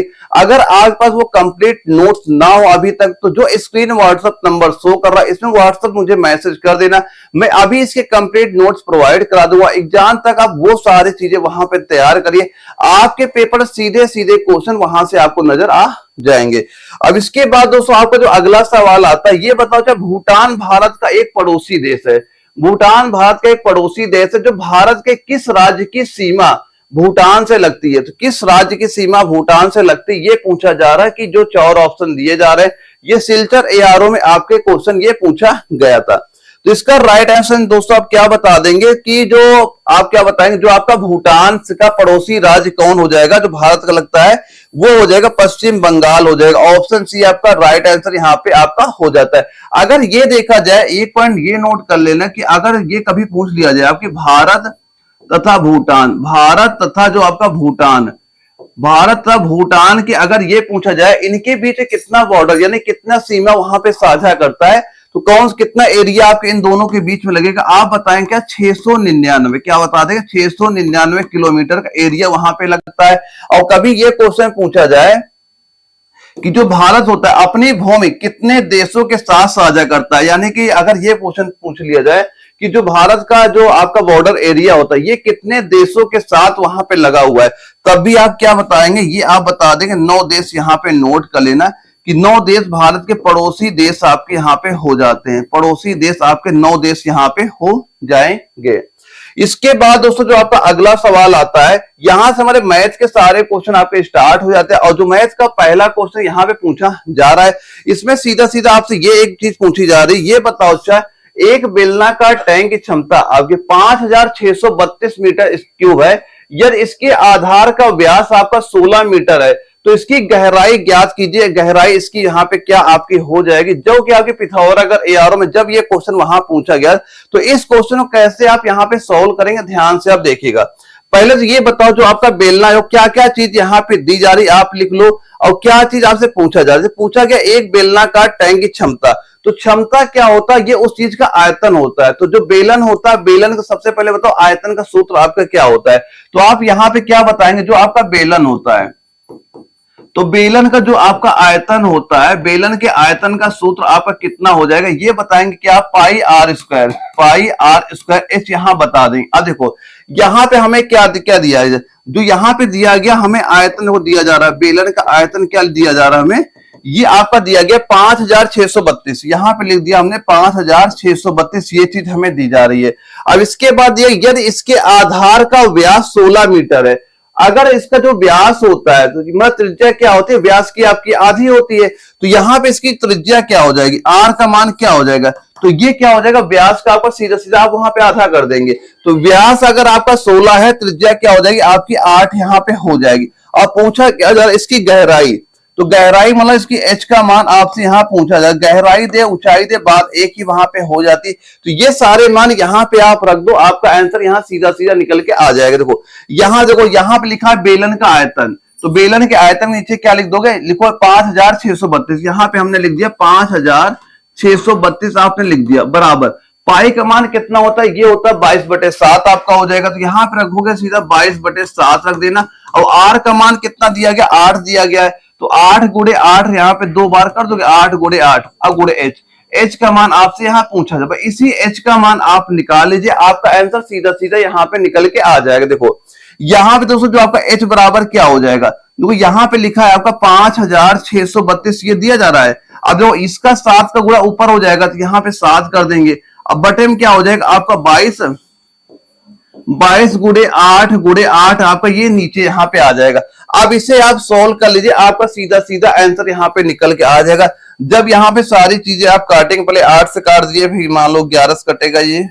जब इसे सॉल्व करोगे पूरा काटोगे, यहाँ पे कितना निकल के आ जाएगा, कितनी बार जाएगा, फिर यहाँ पे 8 से काट दोगे, ये 7 कट जाए, 7 से गुणा हो जाएगा, ये आपका निकल के आ जाएगा 28 मीटर। क्या निकल के आ जाएगा 28 मीटर यहाँ पे निकल के, यानी उसकी जो ऊंचाई है उसकी गहराई है कितने निकल के आ जाएगी, 28 मीटर निकल के आ जाएगी। यानी जो आपका ऑप्शन नंबर ए है इस क्वेश्चन का, ये आपका बिल्कुल राइट आंसर हमारा यहाँ पे आपका हो जाएगा। और दोस्तों इसके बाद जो अपना अगला सवाल आता है, देखो इसमें क्या आपसे पूछा जा रहा है, इसमें सीधा सीधा पूछा गया कि एक शंख की ऊंचाई 24 सेंटीमीटर है और इसके आधार की त्रिज्या आपकी दी जाए 10.5 सेंटीमीटर। तो ये बताओ था इसका जो शंख का आयतन कितना आपका यहाँ पे हो जाएगा, ये चीज हमसे यहाँ पूछी जा रही है। तो कभी आपसे ये क्वेश्चन अगर पूछा जाए कि शंख का आयतन क्या आपका होगा, तो सबसे पहले ये बताओ जो शंख के आयतन का सूत्र आपका क्या होता है। तो यहाँ पे क्या बता देंगे, जो आपका शंख का आयतन होता है इसका फार्मूला पहले आप सभी को वहां पता होना चाहिए। फार्मूला आप यहाँ पे सीधा सीधा क्या बताएंगे, ये आपका हो जाएगा 1/3 पाई आर स्क्वायर एच यहाँ पे आपका होता है। अब देखो यहाँ पे क्या क्या चीज आपको दी जाए, यहाँ दिया गया ऊंचाई 24 सेंटीमीटर है, यानी हमें इसका एच का मान आपको दिया गया 24 यहाँ पे दे दिया गया।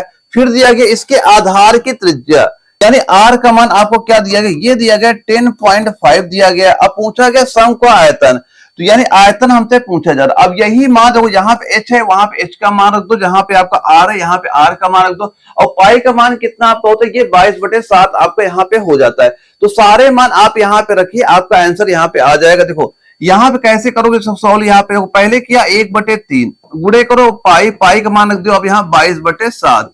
अब यहाँ पे आर का मान क्या है 10.5, इसका मतलब 2 बार आप यहाँ पे गुणा आप करेंगे, यानी कि 10.5 गुणे आप यहाँ पे कर दो 10.5 कर दोगे। और गुणे क्या कर दो यहाँ पे एच, एच का मान आपको क्या दिया गया, एच का मान 24 यहाँ पे दिया जा रहा है। तो यहाँ पे सीधा सीधा एच का मान आप 24 यहाँ पे रख दो। अब इसी को कैलकुलेशन कर लो, इसी से यहाँ पे आपका आंसर आ जाएगा। देखो यहाँ पे जो दशमलव लगे हैं, अगर ये 2 दशमलव हटाएंगे यहाँ पे क्या 2 जीरो आपके बढ़ जाएंगे। क्या हुआ, इसके नीचे हमने क्या किया 2 जीरो आपने यहाँ पे बढ़ा दिए। अब देखो अब इसी को सॉल्व करिए, आपका आंसर यहाँ पे निकल के आ गई। 3 से काटा ये 3 24 हो गया, 4 से काटा 4 दूनी 8 हो गया, 4 से इसे काटे ये आपका 25 हो गया। और इसके बाद जो चीज और आपकी कटे यहाँ पे काट दीजिएगा, तो आपका आंसर यहाँ पे निकल के आएगा। एक बार 7 से काटो कितनी बार, 7 1 के 7 हो जाएगा, तो 7 पन्ना 35 हो गया। यहाँ पे 5 से काटा 5 3 15 और 25 आपको होगा, 5 से इसे काटो 5 2 10, 5 1 के 5 हो जाएगा। अब यहाँ पे जो चीजें बच रही हैं सभी का आप जैसे गुणा करो कितना आ जाएगा 2772, ये आपका यहाँ पे निकल के आ जाएगा। यानी इसे जैसे सॉल्व करोगे कितना आ गया 2772 जो आपका ये निकल के आया, यही इसका क्या हो जाएगा आयतन आपका हो जाएगा। तो आप इसका राइट आंसर क्या बता देंगे, ऑप्शन नंबर बी हमारा इसका राइट आंसर आपका ये हो जाएगा। इसके बाद दोस्तों कभी अगर आपसे जो अगला सवाल ये पूछा गया था कि मेरठ एआरओ में ये आया था कि 2 रेलगाड़ियां हैं कि जो 40 किलोमीटर प्रति घंटा और 90 किलोमीटर प्रति घंटा की चाल से एक दिशा में आपकी चल रही हैं। अब ये पूछा गया उनकी लंबाई एक की 272 है, एक की 350 मीटर है। तो तेज रेलगाड़ी की धीमी रेलगाड़ी को पार करने में कितना समय वहां पे लगेगा, ये सवाल जब आपके एग्जाम में पूछा गया था। तो यहाँ पे कैसे सॉल्व करोगे, ध्यान देखो। हम ये मान चलते हैं कि एक ट्रेन यहाँ पे चल रही है जो धीमी चल रही है, और एक ट्रेन यहाँ से इसके पीछे चल रही है जो कि ये तेज ट्रेन यहाँ पे चल रही है। अब यहाँ पे दिया 2 रेलगाड़ी 40 किलोमीटर प्रति घंटा 90, तो जो धीरे चली हमने मान ली ये ट्रेन आपकी चल रही 40 की स्पीड चल रही, कितने से 40 किलोमीटर प्रति घंटा की स्पीड चल रही, और ये ट्रेन चल रही आपकी 90 की स्पीड से यहाँ पे चल रही, 90 किलोमीटर प्रति घंटा की स्पीड से यहाँ पे चल रही है। अब ये बताइए उनकी लंबाइयां क्या है। अगर इसकी लंबाई आपकी दी गई यहाँ पे 275 दी जा रही है, और इस ट्रेन की लंबाई दी गई 350 मीटर, हमारी इस ट्रेन की लंबाई दी जा रही है। अब ये पूछा गया है जो आपकी तेज ट्रेन चल रही है, तो जो धीमी ट्रेन चल रही है इसको पार करने में कितना समय लेगी। तो समय बराबर क्या होता है दूरी बटे चाल आपकी यहाँ पे हो जाती है। दोस्तों जब भी आपकी दोनों ट्रेनें एक ही दिशा में चलती है, जब दोनों ट्रेनें एक ही दिशा में आपकी चलती हैं, तो इसके जो चाल होती है, जो इनकी स्पीड होती है, इसको क्या होता है इनका आप डिफरेंट वहां पे ले लेंगे, वह आपकी यहाँ पे चाल हो जाएगी। जैसे इसकी चाल 90, इसकी चाल 40 है, तो इन दोनों का आपका अंतर, इन दोनों का डिफरेंट कितना हो जाएगा, ये आपका हो गया 50। तो यहाँ पे चाल क्या बता देंगे, ये हो गया आपका 50 किलोमीटर प्रति घंटा आपका हो जाएगा। अब पहले आप बताओ दूरी क्या हो जाएगी, दूरी क्या होगी, देखो इस ट्रेन की लंबाई और इस ट्रेन की लंबाई, दोनों ट्रेन की लंबाई जब आप जोड़ देंगे तो ये कुल दूरी आपकी हो जाएगी। ये लंबी है 350, ये 350 है, ये है 275, तो कुल लंबाई आपकी यहाँ पे कितनी हो जाएगी, ये आपकी कितनी जोड़ोगे तो ये हो जाएगी 625। तो यहाँ पे हम क्या कहेंगे जो आपकी कुल लंबाई हो जाए, यानी कुल आपकी दूरी हो गई, ये क्या हो गई आपकी 625 यहाँ पे आपकी हो गई है। अब ये बता दो समय क्या हो जाएगा, समय बराबर दूरी बटे चाल होता है। तो यहाँ पे दूरी ये तुम्हारी, ये आपकी दी गई मीटर में, ये दिया किलोमीटर प्रति घंटा में। तो जो आपका किलोमीटर प्रति घंटा में दिया जा रहा है इसको पहले चेंज करिए आप मीटर पर सेकंड, पहले ये आपका चेंज वहां पे करना होगा। तो यहाँ पे दूरी कित समय क्या हो जाएगा, दूरी बटे चाल, तो क्या लिखो यहाँ पे दिया है 625 मीटर, अब बटे क्या दिया है यहाँ पे चाल क्या हो जाएगी, चाल आपकी 50 हो गई। ये किलोमीटर प्रति घंटा में है, इसको जब मीटर पर सेकंड चेंज करोगे 5 गुणे 18 से आपको गुणा करना होगा। तो देखो यहाँ 5 गुणे हमने क्या किया 5 के, अब बटे क्या करो जो 18 करोगे 18 आपको जस्ट इसके ऊपर आ जाएगा, तो यहाँ पे गुणा क्या हो जाएगा 18 के हो जाएगा। अब इसे सोल्व कर लीजिए, आपका आंसर यहाँ पे निकल के आ, जब इसे आप सोल्व करोगे यहाँ पे आपका निकल के आ जाएगा 45 सेकंड, आपका सीधा सीधा आंसर आपको यहाँ पे हो जाएगा। कितना हो जाएगा 45 सेकंड हो जाएगा। तो इसका राइट आंसर सीधा सीधा आप क्या बता देंगे 45 सेकंड, यानी कि ऑप्शन नंबर सी इसका राइट आंसर यहाँ पे आपका हो जाएगा। इसके बाद दोस्तों जो आपका एक अगला सवाल आया था, ये बताओ 600 रुपए की धनराशि 3 वर्ष में आपका 850 रुपए हो जाती है, तो अब ये बताओ उसका साधारण ब्याज आपका यहाँ पे, साधारण ब्याज की दर पूछी जा रही, बताओ उसकी साधारण ब्याज की दर आपकी यहाँ पे क्या हो जाएगी। दोस्तों यहाँ पे हमें एक चीज ये पता है कि जो आपका सिंपल इंटरेस्ट होता है, कि जो आपका साधारण ब्याज होता है, ये हमें पता है कि जो आपका सिंपल इंटरेस्ट होता है ये होता है मूलधन गुणे दर गुणे समय, अब बटे क्या होता है 100 आपका यहाँ पे होता है। देखो यहाँ पे क्या क्या चीज हमें दी जा रही है, यहाँ पे हमें पता है क्या 600 रुपए, यानी हमें एक चीज ये पता है मूलधन हमें पता है 600 रुपए, ठीक है। अब देखो अब इसके बाद ये बताओ साधारण ब्याज क्या दिया जा रहा है, यहाँ पे ये बताओ सिंपल इंटरेस्ट हमें दिया क्या जा रहा है। अगर 600 रुपए आपका 850 रुपए हो गया तो हमें ब्याज कितने रुपए यहाँ मिल रहा है, तो ब्याज क्या बता देंगे, तो जो ब्याज आपको यहाँ कितना मिलेगा 250 रुपए, तो आपको यहाँ ब्याज मिल रहा है। और क्या चीज आपको दी गई, समय दिया गया 3 वर्ष, टी का मान हमें दे दिएगा 3 वर्ष दिया गया। अब पूछा जा रहा है ये बताओ आर का मान क्या हो जाएगा, दर का मान आपसे पूछा जा रहा है। तो सारी चीजें आप इसी फार्मूला में आप रख दीजिए, आपका सीधा सीधा आंसर यहाँ पे निकल के आ जाएगा। सबसे पहले बताओ सिंपल इंटरेस्ट जो यहाँ पे दिया गया, यहाँ पे आप रखोगे क्या 250 आप यहाँ पे रख दोगे, और बराबर क्या मूलधन क्या दिया गया आपको यहाँ पे 600 रुपए दिया गया, मूलधन हो गया। अब गुणे यहाँ आर का मान पूछा जा रहा है, समय आपका 3 वर्ष दिया गया, बटे आप यहाँ पे 100 कर दोगे, बटे क्या किया 100 कर दिया। ये देखो 2 जीरो सीधे सीधे हमारे ये आपके कट जाते हैं यहाँ पे, और देखो क्या कट रहा है यहाँ पे आर बराबर, अब क्या हो जाएगा आर बराबर आपका हो जाएगा यानी 250 बटे कितना हो जाएगा, ये आपका यहाँ पे 6 नीचे आ जाएगा, 3 आपका नीचे आपका यहाँ पे आ जाएगा। अब इसे सोल्व करो कितना आपको यहाँ पे निकल के आएगा, वो 2 से काटो 2 तिहाई 6 हुआ, 2 से काटा ये 125 आपका हो गया। तो ये कितना हो गया आपका 125 बटे 3 गुणे 3 करोगे 9, यानी कि इतने परसेंट आज आपका हो जाएगा 125 बटे 9% आपका यहाँ पे हो जाएगा। इसका राइट आंसर आप कितना कह देंगे, जो आपका 125 बटे 9% दिया गया ऑप्शन सी इसका राइट आंसर हमारा ये हो जाएगा। अगला सवाल दोस्तों आपका पूछा गया था जयपुर एआरओ में, ये क्वेश्चन आया था, इसमें सीधा सीधा पूछा गया कि ये बताओ 3 वर्ष पहले बंगलोर की जनसंख्या 3 लाख थी, यदि यह संख्या क्रमिक यानी कि 3 वर्ष के दौरान आपके 2%, 5 वर्ष और 4% की दर से बढ़ती है, तो ये बताओ इसकी वर्तमान जनसंख्या आपकी यहाँ पे कितनी है, ये आपका दिया पूछा जा रहा है। देखो यहाँ पे दोस्तों जो आपका 2% है, देखो जो आपका 2% यहाँ पे दिया गया है, तो इसका परसेंटेज हटाओगे 2/50, 2 क्या लिखोगे यहाँ पे, तो ये 2 आपका 100 हो जाएगा। अब इसे बताओ 2 से काटो, 2 1 के 2 हुआ, 2 से काटा ये हमारा 50 हो गया, यानी इसको हम 1/50 यहाँ पे लिख सकते। इसका मतलब ये हुआ कि अगर कोई जनसंख्या 50 थी, 50 में 1 साल में 1 की वृद्धि हो गई, तो 50 से कितनी हो जाएगी 51 हमारी ये हो गई। पहले साल की बात करें अगर 50 जनसंख्या थी, 1 की वृद्धि हो गई, तो आपकी ये 51 हो जाएगी यहाँ पे। अब इसमें आ जाओ, जो आपका 5% फिर अगले साल वृद्धि होती है, 5% बराबर होता है 1/20 होता है, यानी 20 में अगर आपके 1 की वृद्धि हो जाती है, आपकी 21 यहाँ पे हो जाएगी। तो आप क्या बताएंगे, ये आपका 20 से क्या हो जाएगा, ये आपका 21 यहाँ पे हो गया। अब वैसे ही आपको जो दिया गया 4% क्या होता है, ये आपका 1/25 होगा, तो 25 में अगर 1 की वृद्धि हो जाएगी क्या बताएंगे 25 से 26 आपकी हो जाएगी। तो क्या बता देंगे, ये हो गया 25 से 26 आपकी यहाँ पे हो गई। तो यहाँ पे दोस्तों जो आपके निकल के आएगी जनसंख्या ना, ये निकल के आएगी 3 साल पहले की, अब यहाँ पे निकल के आएगी 3 साल बाद की, यानी इन सभी को गुणा करिए, जैसे 50 गुणे 20 गुणे 25 करोगे, ये निकल के आएगा 25,000, ये क्या निकल के आ गया 25,000। और 51 गुणे 21 गुणे 26 करो, इन सभी का जब आप यहाँ पे गुणा करोगे तो ये निकल के आपका आएगा 27,846, 27,846 आपको ये निकल के आ जाएगा। देखो यहाँ पे दिया जा रहा है 3 और पहले क्या, यानी 25,000 बराबर दिया गया हमारा, ये 3 लाख के बराबर दिया जा रहा है। ये 3 वर्ष पहले, ये पहली जनसंख्या है, और ये बढ़ने के बाद इतनी हो गई 3 साल बाद। यानी हमें ये चीज ये पता है कि 25,000 बराबर दिया जा रहा है, 3 लाख के बराबर दिया जा रहा है। अब पूछा जा रहा है 27,846 बराबर अब कितना आपका यहाँ पे हो जाएगा। तो कैसे सॉल्व करोगे, देखो यहां पे हमें इसका मान बताना है।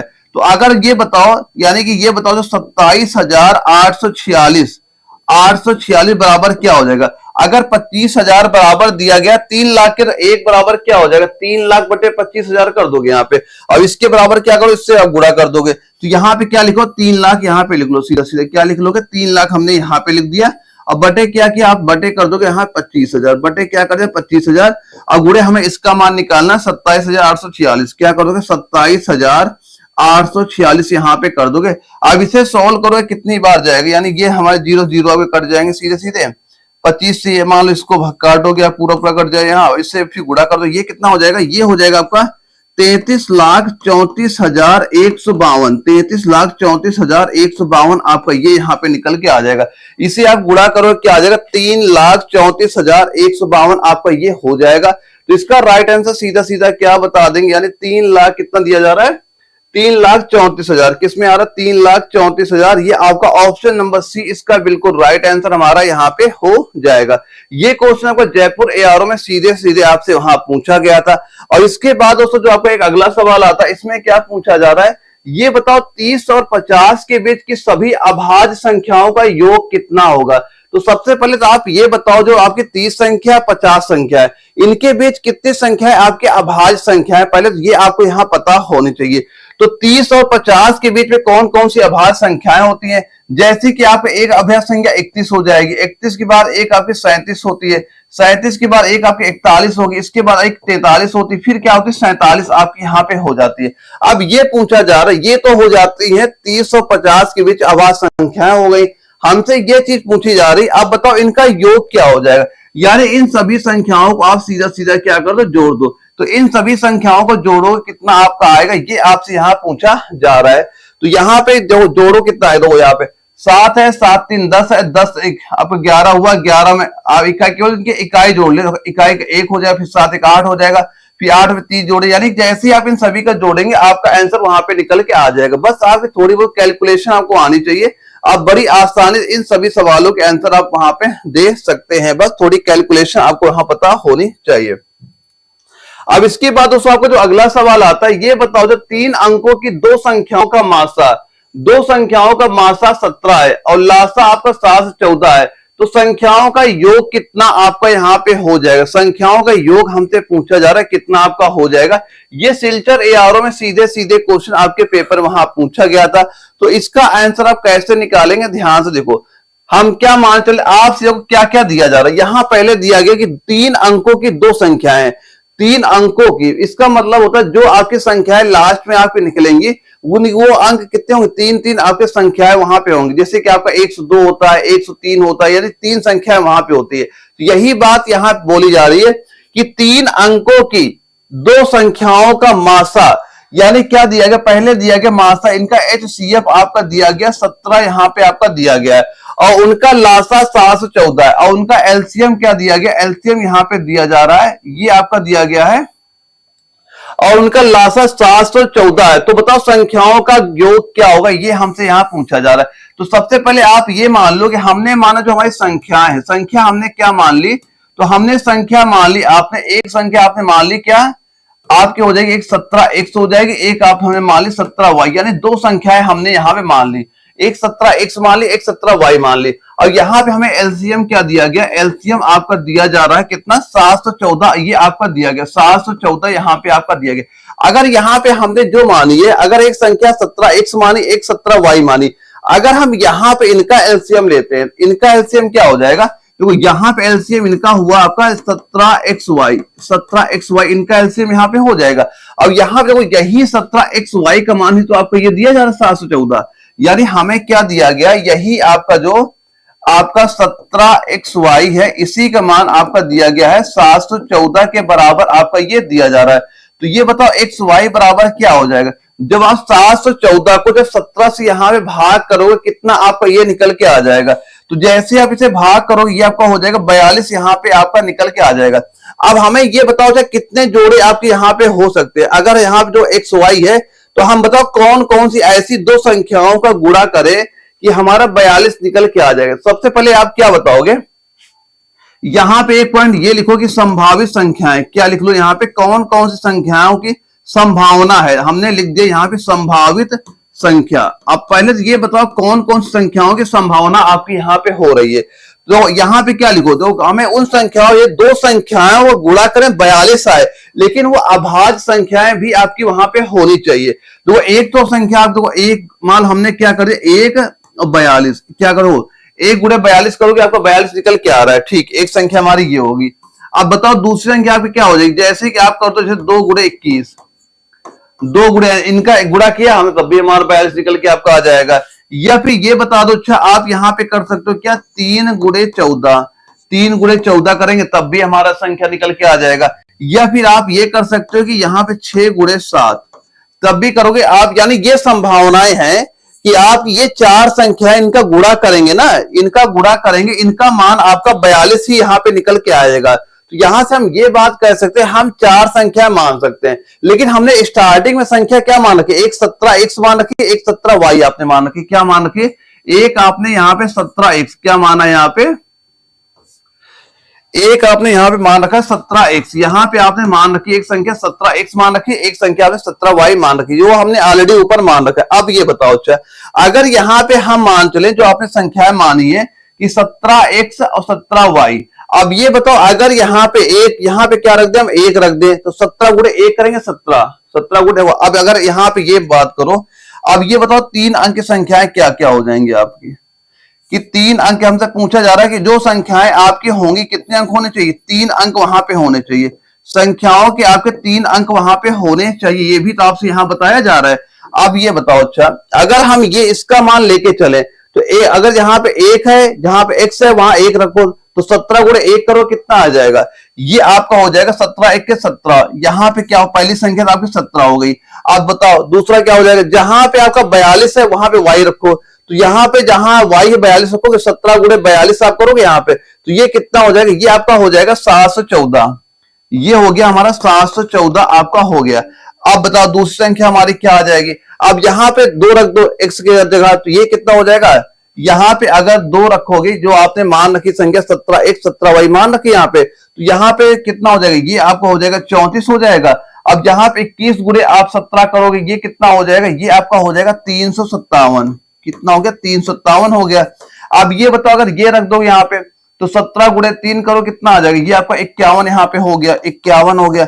अब इसके बाद जब ये आपका 14 गुणे आप 17 करोगे इसका मान कितना हो जाएगा, ये हो गया आपका 238। क्या हो गया, 238 हो गया। अब यहाँ पे आओ, जब यहाँ पे रखोगे यानी क्या है 6, 17 गुणे 6 पहले करो कितना हो जाएगा, ये आपका 17 गुणे 6 किया, ये आपका हो गया 102 हो गया। अब इसके बाद जब 17 गुणे 7 आप यहाँ पे कर दो, ये कितना हो जाएगा 119 आपका निकल के आ गया। देखो हमसे यही बोला गया 3 अंकों की संख्याएं होनी चाहिए। यहाँ पे हम देख रहे हैं इतने में क्या 3 अंक आ रहे, नहीं आ रहे, केवल 3 हमें इसमें मिले हैं। तो वो जोड़ा कौन सा हमारा हो जाएगा, वो हो गया आपका 102 119 हमारा ये जोड़ा आपका हो गया। अब पूछा क्या जा रहा है, ये बताओ इन संख्याओं का योग पूछा जा रहा है। तो अब 102 और प्लस 119 इन संख्याओं को जब आप यहाँ पे योग कर दोगे, जोड़ दोगे, ये कितना निकल के आ जाएगा, ये 221 आपका निकल के आ गया। क्या निकल के आ गया, 221 हमारा निकल के आ जाएगा। तो इसका राइट आंसर सीधा सीधा आप क्या बता देंगे, 221 ऑप्शन नंबर सी हमारा बिल्कुल राइट आंसर आपका यहाँ पे हो जाएगा। अब इसके बाद दोस्तों जो आपका ये अगला सवाल आता है, इसमें क्या दिया जा रहा है कि वह छोटी छोटी संख्या जो 12 15 18 और 27 से पूर्णतः विभाजित हो, वो कौन सी संख्या आपकी यहाँ पे हो जाएगी, ये आपसे पूछा जा रहा है। तो ये क्वेश्चन आपसे जब भी एग्जाम में क्वेश्चन पूछा जाए क्या करोगे, यहाँ पे इन सभी संख्याओं को आप एलसीएम यहाँ पे ले लोगे, तो जो आपका एलसीएम निकल के आएगा वही आपका आंसर यहाँ पे इसका हो जाएगा। देखो यहाँ पे क्या निकालो आप, यहाँ पे सीधा सीधा आप एक चीज ये लिख दो, क्या 12 15 18 और 27 इन संख्याओं का सीधा सीधा आप एलसीएम निकाल दो इनका, यानी कि वह 27 से पूर्णतः विभाजित हो जाए, क्या आपकी हो जाएगी? यानी वह छोटी छोटी संख्या जो 12, 15 और 18, 27 पूर्णतः विभाजित हो, क्या आपकी हो जाएगी? इनका आपको एलसीएम निकाल देना, जो आपका एलसीएम निकल के आएगा वो आपका राइट आंसर यहाँ पे आपका हो जाएगा। देखो पहले एलसीएम निकालोगे, हमने क्या किया, पहले इसे अगर आपने 2 से यहाँ पे डिवाइड करोगे तो यहाँ पे कितना हो जाएगा, ये आपका 6 हो गया, ये आपको सीधा 15 लिखा ही रहेगा, ये आपका 9 हो जाएगा, ये आपको 27 यहाँ पे लिखा रहेगा। अब इसके बाद जब आप इसे 3 से डिवाइड करेंगे, 3 से यहाँ कितना हो जाएगा, यहाँ पे आपका 2 हो गया, 3 से 3 5 15 हुआ, 3 तक का आपका 9 हुआ, 3 9 आपका ये 27 यहाँ पे हो गया। फिर 3 से डिवाइड करो, कितना होगा, 2 होगा, यहाँ पे ये 5 लिखा है आपका, ये 3 1 के 3 हो गया, 3 तक का 9 आपका यहाँ पे हो गया। यानी वो क्या होगा एलसीएम, यहाँ पे देखो क्या लिखो, यहाँ पहले लिखा आपने 2 गुणे 3 गुणे 3, इतना आपने लिख लिया यहाँ पे। अब देखो आप कितनी बार जा रहे हैं, कौन संख्या और लिखेंगे, 1 2, यहाँ पे ये 2 से हमने गुणा कर दिया, इसके बाद क्या, ये 5 बच रहा है, इस 5 को हमने यहाँ पे गुणा कर दिया, फिर ये 3 बचा, 3 से गुणा आपने इसे कर दिया। अब इन सभी संख्याओं का जब गुणा करो क्या निकल के आ रहा है, ये निकल के आ रहा है 540 आपका निकल के आ गया। तो इसका आप क्या बता देंगे, वह बड़ी से बड़ी संख्या आपकी कितनी हो जाएगी, आप बताएंगे वह संख्या आपकी 540 यहाँ पे हो जाएगी। यानी कि आपका ऑप्शन नंबर ए आपका बिल्कुल राइट आंसर इस क्वेश्चन के यहाँ पे हो जाता है। इसके बाद दोस्तों जो आपका एक अगला सवाल आता है, इसमें पूछा जा रहा है, ये बताओ 35, 39, 41, 46, 27 तथा x का औसत 38 है, x का मान क्या होगा? नागपुर एआरओ में ये सीधा सीधा क्वेश्चन आपका पूछा गया था। तो जो आपका ये औसत होता है, औसत बराबर क्या होता है, कुल पदों का योग बटे कुल पदों की संख्या। ये क्या होता है, ये आपका एवरेज होता है। एवरेज का फॉर्मूला आपको यहाँ पे हो जाता है। तो सबसे पहले क्या लिखोगे, कुल पदों का योग, यानी सबसे पहले इन सभी पद संख्याओं को जोड़ दो और जितनी संख्या बढ़ते उतनी संख्या लिख दो। बराबर क्या दिया गया है, वो आपका औसत 38 से 38 दिया गया है, बराबर 38 कर दो। वहां से आपको इस x का मान आप यहाँ पे निकाल लेंगे। देखो पहले हमने क्या किया, आपने सीधा लिखा यहाँ 35 और प्लस का 35 करोगे, दूसरी संख्या हमारी क्या दी जा रही, 35 प्लस आप दूसरी संख्या 39 लिखेंगे, फिर आपकी 41 दी गई है, फिर आपकी 46 है, फिर आपकी 27 है, फिर आपका x हो जाएगा। अब इन सभी अब कितने संख्या है, 1 2 3 4 5 6 संख्याएं बटे 6 कर देंगे। अब ये बराबर किसके दिया जा रहा है, ये है आपका औसत। औसत क्या आपका 38 यहाँ पे हो जाएगा, 38 के बराबर दिया गया है। अब इसे सॉल्व करो, कितना आपको यहाँ पे हो जाएगा। देखो पहले क्या करो, 35 39 41 46 27 इन सभी को जोड़ोगे, इनका जोड़ कितना हुआ, ये आपका 128 हो गया, 128 और प्लस ये x आप यहाँ पे जो लिखा है ये लिख देंगे। अब बराबर देखो कितना हो जाएगा। अब ये जो आपका 6 गुणे 38 करोगे, यानी ये 6 अब जिससे गुणा हो जाएगा, क्यों 3 गुणा होगा यहाँ पे, 6 का गुणा जब 38 से होगा, ये कितना आपका हो गया, ये आपका हो गया 228 के, 228 के। तो बताओ इस x का मान क्या हो जाएगा, इस x का मान ये हो जाएगा आपका 228 माइनस का 188 आप यहाँ पे करो, ये बराबर हो जाएगा आपका 40 के बराबर आ रहा है। तो इसका आंसर क्या बता देंगे राइट नंबर, कि इसका x का मान कितना हो जाएगा, वो हो जाएगा आपका 40 हो जाएगा। यानी ऑप्शन नंबर ए आपका यहाँ पे बिल्कुल राइट आंसर यहाँ पे हो जाएगा। ऑप्शन ए आपका राइट आंसर यहाँ पे आपका हो जाता है। इसके बाद दोस्तों जो आपका अगला सवाल आता है, इसमें यह पूछा गया है कि 29 संख्याओं का औसत 38 है, उनमें से पहली 19 संख्याओं का औसत आपका 34 और अंतिम 9 संख्याओं का औसत आपका 48 है। तो ये बताओ, अच्छा उनमें जो आपकी 20वीं संख्या है वो संख्या क्या है, ये आपसे यहाँ पूछा जा रहा है, जो कि आपको ये मेरठ एआरओ में ये क्वेश्चन आपका वहां पूछा गया था। तो बताइए इस क्वेश्चन का आपका आंसर यहाँ पे कितना आपका निकल के आ जाएगा। कैसे इस क्वेश्चन सोल्व करें, ध्यान से आप देखिएगा। देखो पहले दिया गया आपका 29 संख्याओं का औसत अगर आपका 38 है, तो ये बताओ चाहे इनका योग कितना हो जाएगा। पहले तो आप ये बता दो इन सभी संख्याओं का आपका योग यहाँ पे क्या हो जाएगा, कि 29 संख्याओं का औसत अगर आपका 38 है, इनका योग कितना आपका हो जाएगा। तो योग बराबर क्या होता है, ये हो जाएगा, यानी कितनी संख्याएं हैं और उनका औसत कितना, दोनों संख्याओं गुणा कर दो, योग आपका निकल के आ जाएगा। तो पहले 29 संख्याओं का औसत 38 है आपका, इनका योग क्या हो जाएगा, आप बताएं क्या हो जाएगा। ये 38 गुणे आप यहाँ पे 29 करेंगे, तो 38 गुणे 29 इन दोनों का जब गुणा करो कितना निकल के आएगा, ये आपका निकल के आ रहा है 1102 आपका निकल के आ रहा है। अब देखो इसके बाद बोला गया है कि ये पहली 19 संख्याओं का औसत 34 है, तो इनका योग क्या हो जाएगा, यानी पहली 19 संख्याओं का, पहली 19 संख्याओं का योग क्या हो जाएगा, आप क्या बता देंगे वहां पे, ये आपका हो जाएगा 19 गुणे 34, क्या कर देंगे 19 गुणे 34 करो, इन दोनों का गुणा आप करें कितना हो जाएगा 646 आपका निकल के आ जाएगा। अब इसके बाद बोला गया कि जो आपकी अंतिम 9 संख्याओं का औसत 48 है, जो आपकी लास्ट वाली दो अंतिम आपकी 9 संख्या है, इनका औसत 48 है। तो इनका योग क्या बताओ, जो अंतिम वाली संख्याएं आपकी हैं उनका योग क्या हो जाएगा आपका, ये होगा आपका, यानी अंतिम 9 संख्याओं का औसत आपका 48 है। तो क्या हो जाएगा, 9 गुणे आप क्या कर देंगे 48, क्या करेंगे यहाँ पे 9 गुणे आप करिए आप 48, इसका मान क्या हो जाएगा 432 यहाँ पे निकल के आ जाएगा। अब देखो, अब ये बताओ जो 20वीं संख्या है, अब हमसे क्या पूछी जा रही है, आप ये बताओ जो आपकी 20वीं संख्या है, क्या पूछा गया है, जो आपकी 20वीं संख्या है ये आपकी कितनी है, ये आपसे यहाँ पूछी जा रही है। तो 20वीं संख्या आप कैसे निकाल सकते हैं, ध्यान देखो, यहां पे देखो कितनी संख्या है, यहां पे आपके 19 और 9, 19 और 9 जोड़ोगे कितने हो रहे हैं, 19 9 जोड़ोगे कितने हो रहे हैं यहाँ पे, और इसके बाद आपको यहाँ पे कितनी आपकी 29 संख्या यहाँ पे दी गई, कितनी 29 संख्या दी जा रही है, और यहाँ पे क्या आपके 19 और 9 दी जा रही है, यानी इसमें एक संख्या आपकी जो ज्यादा है, इसमें क्या करो आप, इसमें आप इन दो संख्याओं का माइनस कर दो, तो यहाँ पे क्या आपके 20वीं संख्या जो बची वो आप निकाल लेंगे वहां पे। देखो तो क्या करो, यहाँ पे जो आपका ये 1102 दिया जा रहा है, इसमें यहाँ पे 646 और प्लस का 432 को आप यहाँ पे माइनस करिए। अब ये बताओ इसमें आप जब इनका जोड़ कितना हो रहा है, ये हो रहा है आपका 1078, इनका जोड़ क्या हो रहा है आपका 1078 हो रहा है, माइनस का यह 1102 आपका दिया गया।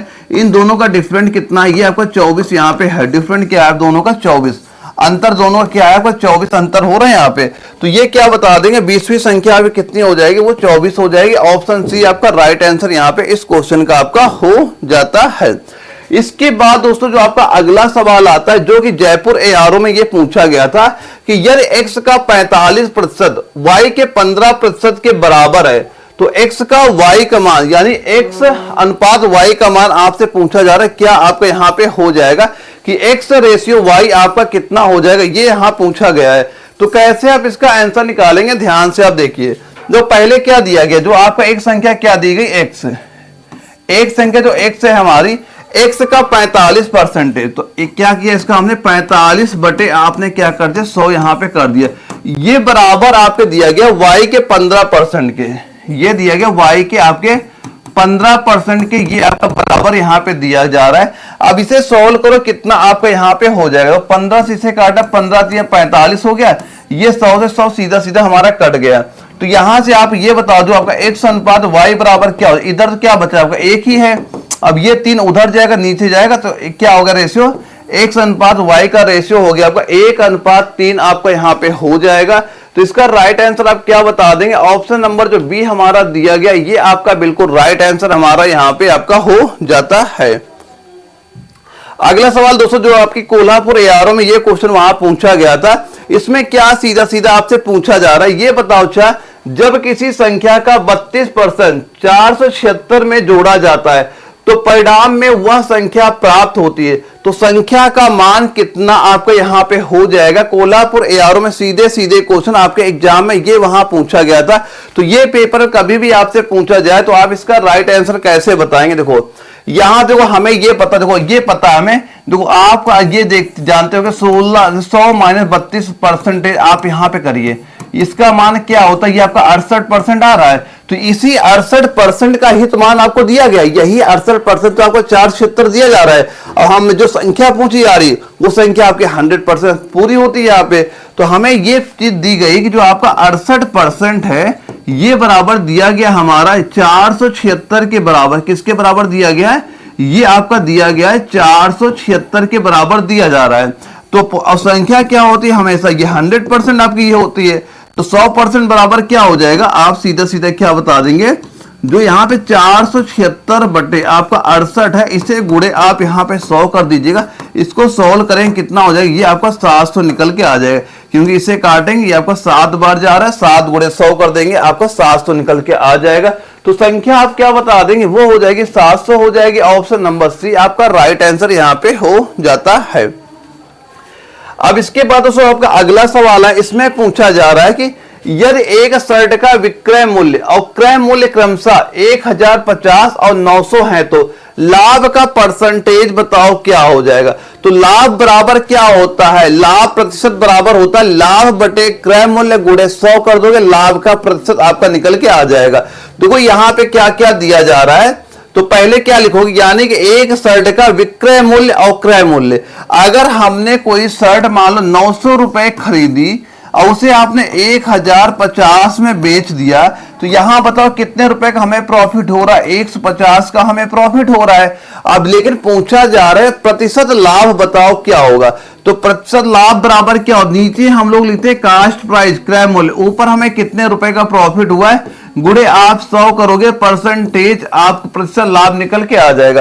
तो जहां पे लाभ लिखा है वहां पे हम रख देंगे सीधा सीधा, आपने रख दिया 150 बटे क्रय मूल्य क्या है, क्रय मूल्य आप यहां पे रख दिया 900 और गुणे क्या कर दिया यहाँ पे 100 आप यहाँ पे कर दोगे। इसे सॉल्व करो कितना आएगा 16 पॉइंट आपका हो जाएगा 66% आपका ये हो जाता है। तो इसका राइट आंसर आप क्या बता देंगे, ये लिख लेना 16.6 सकते हैं यहाँ पे 16.66% है आपका। तो क्या बता देंगे 16.66% हो जाएगा। ऑप्शन ए आपका राइट आंसर यहाँ पे आपका हो जाता है। अगला सवाल देखो दोस्तों, ध्यान देखो क्या चीज यहाँ पे दी जा रही है कि 24,000 में एक कैमरा बेचने पर ऋतिक को 20% का लाभ अर्जित करती है। यदि वह 25% का लाभ अर्जित करना चाहती, उसे कैमरा किस मूल्य पर बेचना चाहिए। तो उसे किस मूल्य पर बेचना चाहिए, इसके लिए सबसे पहले तो आपको निकालना पड़ेगा कि इसका क्रय मूल्य आखिर है कितने का। जब आप क्रय मूल्य उसका निकाल लेंगे तो आप चाहे जितने परसेंटेज लाभ लेके बेचे आप वहां बेच सकते हैं, कोई दिक्कत आपको देखने को वहां पे नहीं मिलेगी। तो देखो सबसे पहले आपको क्या निकालना है, यहां पे दोस्तों आपको जो दिया जा रहा है कि देखो यहां पे दिया गया 20% का लाभ हमें तब होता है 20% का जब हम इसे 24,000 का बेचते हैं। यानी हमें यह पता है कि जो आपका 120 बराबर दिया गया 24,000 के, और हमें निकालना किसका 25% का लाभ। तो 125 का मान हमें निकालना बड़ी आसानी से निकालोगे। क्या दिया गया है, हमें एक चीज ये पता होगी जो आपका 120 बराबर ये दिया गया हमारा 24,000 के, 24,000 का दिया जा रहा है 24,000 के, और हमसे पूछा क्या जा रहा है। तो आप बताओ 25% का लाभ, तो 100% जब 25 जोड़ दोगे 125 आपका यहां पे हो गया। तो यहां पे आपका एक बराबर क्या हो जाएगा, ये आपका हो गया 24,000 बटे आप यहां पे 120 कर दोगे। अब यहां पे 120 बराबर कितना आपका हो जाएगा कि ये बताओ 125 बराबर क्या हो जाएगा, ये आपका हो जाएगा 24,000 बटे 120 और गुणे क्या कर दो 125 से, आप सीधा सीधा इसे गुणा कर दीजिएगा। अब इसे सॉल्व करिए, आपका आंसर निकल के आए, 0 काट दो, यहाँ 12 दूना 24 हो गया, ये आपका 200 हो गया, और 200 गुणे 125 करो कितना हो जाएगा, ये आपका 25 आपका यहाँ पे हो जाएगा। कितना हो जाता है, ये आपका जैसे गुणा आप करोगे ये आपका हो जाएगा 25,000 यहाँ पे निकल के आ जाएगा। तो इसका राइट आंसर क्या बता देंगे आप, ऑप्शन नंबर जो बी है आपका, ये बिल्कुल राइट आंसर हमारा ये आपका हो जाता है। इसके बाद दोस्तों जो आपका अगला सवाल आता है, इसमें पूछा गया है 45% की छूट के बाद एक साइकिल आपकी 5,060 रुपए में बेची जाती है। तो साइकिल का अंकित मूल्य बता दो कितना है, साइकिल का अंकित मूल्य कितना है, ये आपसे पूछा जा रहा है। ध्यान देखो यहाँ पे क्या दिया गया, 45% की छूट के बाद दिया जा रहा है। अब ये बताओ जो आपका 45% है, 45% को आप क्या लिख सकते हैं, इसे हम लिख सकते हैं 45 बटे 100 लिख सकते हैं। अब इसे 5 से काटिए, 5 से काटा 5 9 45 हुआ, 5 से काटा 5 दूना 10 20 हो गया। तो यहाँ पे हम ये कह सकते हैं कि ये आपका क्या हो जाएगा सेलिंग प्राइस, ये हो गया सेलिंग प्राइस होगा, ये आपका हो गया मार्क प्राइस हो गया। तो यही तो आपको दिया जा रहा है कि 45% की छूट के बाद एक साइकिल अगर 5,060 रुपए बेची जाती है, तो ये सेलिंग प्राइस आपकी 9 हो गई इसके हिसाब से, और आपको जो मार्क प्राइस आपकी 20 हो जाती है। और यहाँ पे क्या चीज आपको दी जा रही है, ध्यान देखो यहाँ पे आपको क्या दिया गया, जो आपका 9 का मान क्या हो, सेलिंग प्राइस आपको दी जा रही है, इसका मतलब क्या है, अब पूछा क्या जा रहा है, इसका मान हमसे यहाँ पूछा जा रहा है। तो यहां से आप इनके सारे आंसर यहां पे निकाल सकते हैं। 45 को ध्यान से कुछ पॉइंट और यहां पे नोट कर लो, तो ये सारे डाउट आप क्लियर हो जाएं। यहां पे क्या हुआ आपका 9 बटे 20 हुआ आपका, ये इसका मान क्या 9 बटे 20 आपको यहां पे हो जाएगा। अब बताओ अच्छा, अगर 20 की समान में आपने 9 छूट दे दी, अगर 20 की समान थी 9 आपने छूट दे दी वहां पे, तो बेचा कितने का, बेचा कितना का, ये आपका यहां पूछा जा रहा है। 20 में अगर 9 की छूट दोगे, अगर मार्क प्राइस आपकी दी गई मान लो 20 क्या होगी हमारी, ये मार्क प्राइस हो गई। अब इसमें अगर आपने 9 की छूट दे दी, तो इसका सेलिंग प्राइस क्या होगी, ये आपका 11 क्या हो जाएगा, आपका सेलिंग प्राइस यहाँ पे हो जाएगा। तो 11 आपका क्या हो गया, 11 हमारा हो जाएगा इसका आपका सेलिंग प्राइस यानी विक्रय मूल्य आपका कितना हो जाएगा, ये आपका यहाँ पे 11 हो जाता है। अब देखो, अब ये बताओ जो मार्क प्राइस है ये आपसे पूछा जा रहा है कि ये बता दो अच्छा मार्क प्राइस कितनी आपकी हो जाएगी। तो मार्क प्राइस आप सीधा सीधा क्या निकाल देंगे, ये लिख देंगे आप 5060 और गुणे 20/11 आप यहाँ पे कर देना, क्योंकि यही 11 बराबर आपका दिया जा रहा है 5060 के, तो 20 का मान पूछा जा रहा है, 20 बटे आप यहाँ पे 11 कर दोगे आपका आंसर हो आ जाएगा। तो इसे सॉल्व करो, कितना आपका यहाँ पे हो जाएगा, इसको सॉल्व करेंगे कितनी बार जाएगा, 11 से इसको काट दिए फिर गुणा करिए, ये हो जाएगा आपका 9200, कितना हो जाएगा 9200 आपको ये वहां पे हो जाता है। तो इसका राइट आंसर क्या बता देंगे आप, 9200, यानी ऑप्शन नंबर सी इसका बिल्कुल राइट आंसर हमारा ये आपका हो जाएगा। अब इसके बाद दोस्तों यहां से हमारे रीजनिंग के क्वेश्चन स्टार्ट हो जाते हैं और आपके एग्जाम 5 क्वेश्चन यहां पे रीजनिंग का आपसे पूछा जाता है। अब हम लोग सॉल्व करते हैं रीजनिंग के कैसे सवाल आपके एग्जाम में क्वेश्चन पूछे जाते हैं। जैसे पहला सवाल आपको जो दिया जा रहा है इसमें यह पूछा जा रहा है कि उस विकल्प का चयन करें जो छठे पद से उसी प्रकार संबंधित है जिस प्रकार पहला पद दूसरे पद से, यानी पहला पद दूसरे पद संबंधित है, फिर आपका ये जो पद दिया जाए इसके अगले पद संबंधित है। तो यहाँ पे क्या आएगा ये आपसे पूछा जा रहा है। तो दोस्तों यहाँ पे ध्यान से आप एक चीज ये देखिएगा, ये आपका जो 169 है, 169 आपको जो यहाँ पे दिया जा रहा है, या फिर 182 है, 225, इसमें क्या आपका संबंध क्या चल रहा है, पहले तो आप ये बता दो कि इन दोनों में क्या आपका संबंध यहाँ पे चल रहा है। एक बार सवाल ध्यान से आप यहाँ पे देखिए, फिर बताइए इसका आंसर आपके यहाँ पे क्या आपका हो सकता है। दोस्तों क्या आपको ये नहीं लगता यहाँ पे क्या 169 क्या है, ये आपका ये आपका 13 का वर्ग है, आपका ये क्या है 169, 13 का वर्ग है, 13 का वर्ग करोगे आपको 169 हो गया। अब 69 में अगर ये बताओ, अब इसी में अगर 13 जोड़ दे, अगर आपको जो 169 है इसमें आप 13 जोड़ो, यहाँ पे कितना हो रहा है, ये आपका 9 10 11 12 2 हासिल 1 1 1 2 और 6 2 7 8 हो गया। अब ये 1 हो गया 82, यानी हम ये जिस संख्या का वर्ग है वही संख्या हम इसी में जोड़ के ये आपकी अगली संख्या यहाँ बन के आपकी आ जाती है, ठीक है। अब ये बताओ चाहे जैसे ये आप 15 है, ये किसका वर्ग है आपका, ये 2 आपका 15 का वर्ग होता है, ये 15 का वर्ग। अब जैसे 15 को ये 15 हम इसमें जोड़ दिया 240 आपका हो गया। अब ये बताओ अच्छा, अब देखो यहाँ पे 13 ये 15, अब यहाँ पे क्या करोगे, ये किस संख्या का वर्ग में क्या जोड़ा गया होगा आपका आया होगा। देखो हम दो संख्या आगे आप यहाँ पे जा रहे हैं, तो हम यहाँ पे क्या कर सकते हैं, ये आपका रही होगी, यानी इसके आगे आप ये संख्या रही होगी आपका 17 का वर्ग रहा होगा, कि 17 के वर्ग में जब हम इसमें संख्या जोड़े होंगे तब आपका ये आंसर आ जाएगा, तभी तो ये आंसर वहां पे आया होगा। तो ये किस संख्या का वर्ग आपका यहाँ पे हो जाएगा, जैसे इसे सॉल्व करोगे आपको ये निकल के आ जाएगा। यानी 17 का वर्ग आपका कितना होता है, 17 का वर्ग आप बता देंगे क्या 289, 17 का वर्ग क्या होता है 289 आपका होता है। तो यहाँ पे क्या बता देंगे, राइट आंसर आएगा ऑप्शन बी, आपको यहाँ पे राइट आंसर हो जाएगा, क्योंकि जैसे 289 में आप ये 17 जोड़ोगे इसका आंसर 306 आपको यहाँ पे आ जाएगा, कितना आ जाएगा 306 हमारा आपका हो जाता है। तो इसका राइट आंसर क्या बताएंगे 289 बता दीजिएगा। मेरठ एआरओ में सीधे क्वेश्चन आपके पेपर में ये पूछा गया था। अब ये बताओ अगला सवाल आपका आता है कि उस विकल्प का चयन करें जो पांचवी संख्या उसी प्रकार संबंधित है जिस प्रकार दूसरी संख्या पहली संख्या संबंधित है और चौथी संख्या तीसरी संख्या संबंधित। अब इसका राइट आंसर आप बता दो क्या यहाँ पे आपका हो जाता है। देखो अब ये बताओ, यानी इसका मतलब है इसको हम सोल्व करें इन दोनों को, यहां पे हमारा एक ही मान आपका निकल के आए। तो ये बताओ हम ये कर सकते हैं कि जो 18 का वर्ग पहले कर दो, देखो यहां पे हम ये कर सकते हैं कि देखो यहां पहले हमने किया 18 का वर्ग आप कर दो और बटे 4 यहां पे कर दो, ठीक है। यानी 18 का वर्ग आप करोगे फिर बटे 4 कर दो, तो बटे 4 करो, इसका मान क्या निकल के आ रहा है, ये आपका 81 यहां पे निकल के आएगा।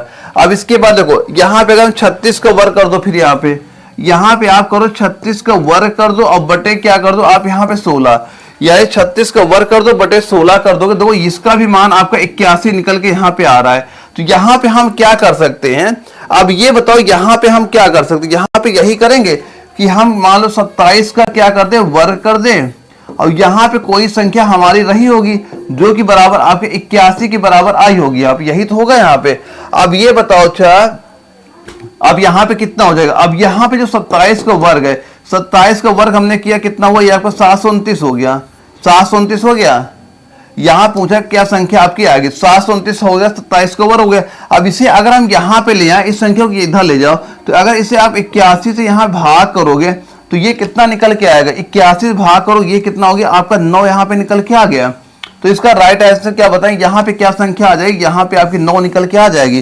तो इसका राइट आंसर क्या बता देंगे, सीधा सीधा आपका जो ऑप्शन नंबर सी आपका दिया गया है, ये आपका राइट आंसर यहाँ पे आपका हो जाता है, जो कि पिथागोरस एआरओ में सीधे सीधे क्वेश्चन आपका ये वहां पूछा गया था। और इसके बाद दोस्तों जो आपका अगला सवाल आता है, इसमें पूछा गया है कि यदि एक निश्चित कूट भाषा में आपका जो लास्ट है, आपको जो लास्ट को लिखा गया है PFWY लिखा जाता है, उसी कूट भाषा में बताओ आपका MEN को क्या लिखा जाएगा, ये आपसे पूछा जा रहा है। यानी इसमें क्या लिखा गया, एक संख्या जो आपकी लास्ट लिखी है, क्या लिखी लास्ट, यहां पे हमने सीधा लिखा LAST, जो आपकी ये लास्ट लिखी जा रही है, इसे लिखा जा रहा है PFWY, क्या लिखा गया PFWY लिखा जा रहा है। अब ये पूछा जा रहा है कि जो आपकी मीन संख्या है, यानी जो आपका MEAN, क्या MEAN दिया गया, ये मीन संख्या दिया, इसको आप क्या लिखेंगे, ये आपसे यहां पूछा गया। अब ये बताओ अच्छा, जो आपका L है, L से आपका अगर ये F हुआ, यानी L से आपका ये P हुआ है, तो यहाँ पे कितना बढ़ रहा है, ये आपका 4 बढ़ रहा है, यानी L के आगे ABCD आप 4 अक्षर वहां पे जाइए आगे, तो P आपको दिख जाएगा। अब वैसे ही बताओ A के बाद अगर F आ रहा है, यहाँ पे कितनी संख्या बढ़ रही है, A के बाद अगर 5 संख्या आप जोड़िए कि BCDEF, तो 5 संख्या आगे जा रहा है तो आपका F आ रहा है। और वैसे अगर S के आगे आप यहाँ पे कितने गए, 4 जाएंगे संख्या, तो W आएगा, T के आगे कितना जाएंगे, 5 जोड़ दीजिए, तो आपका क्या आ जाएगा, P के आगे 5 जोड़ेंगे, Y आपका हो जाएगा।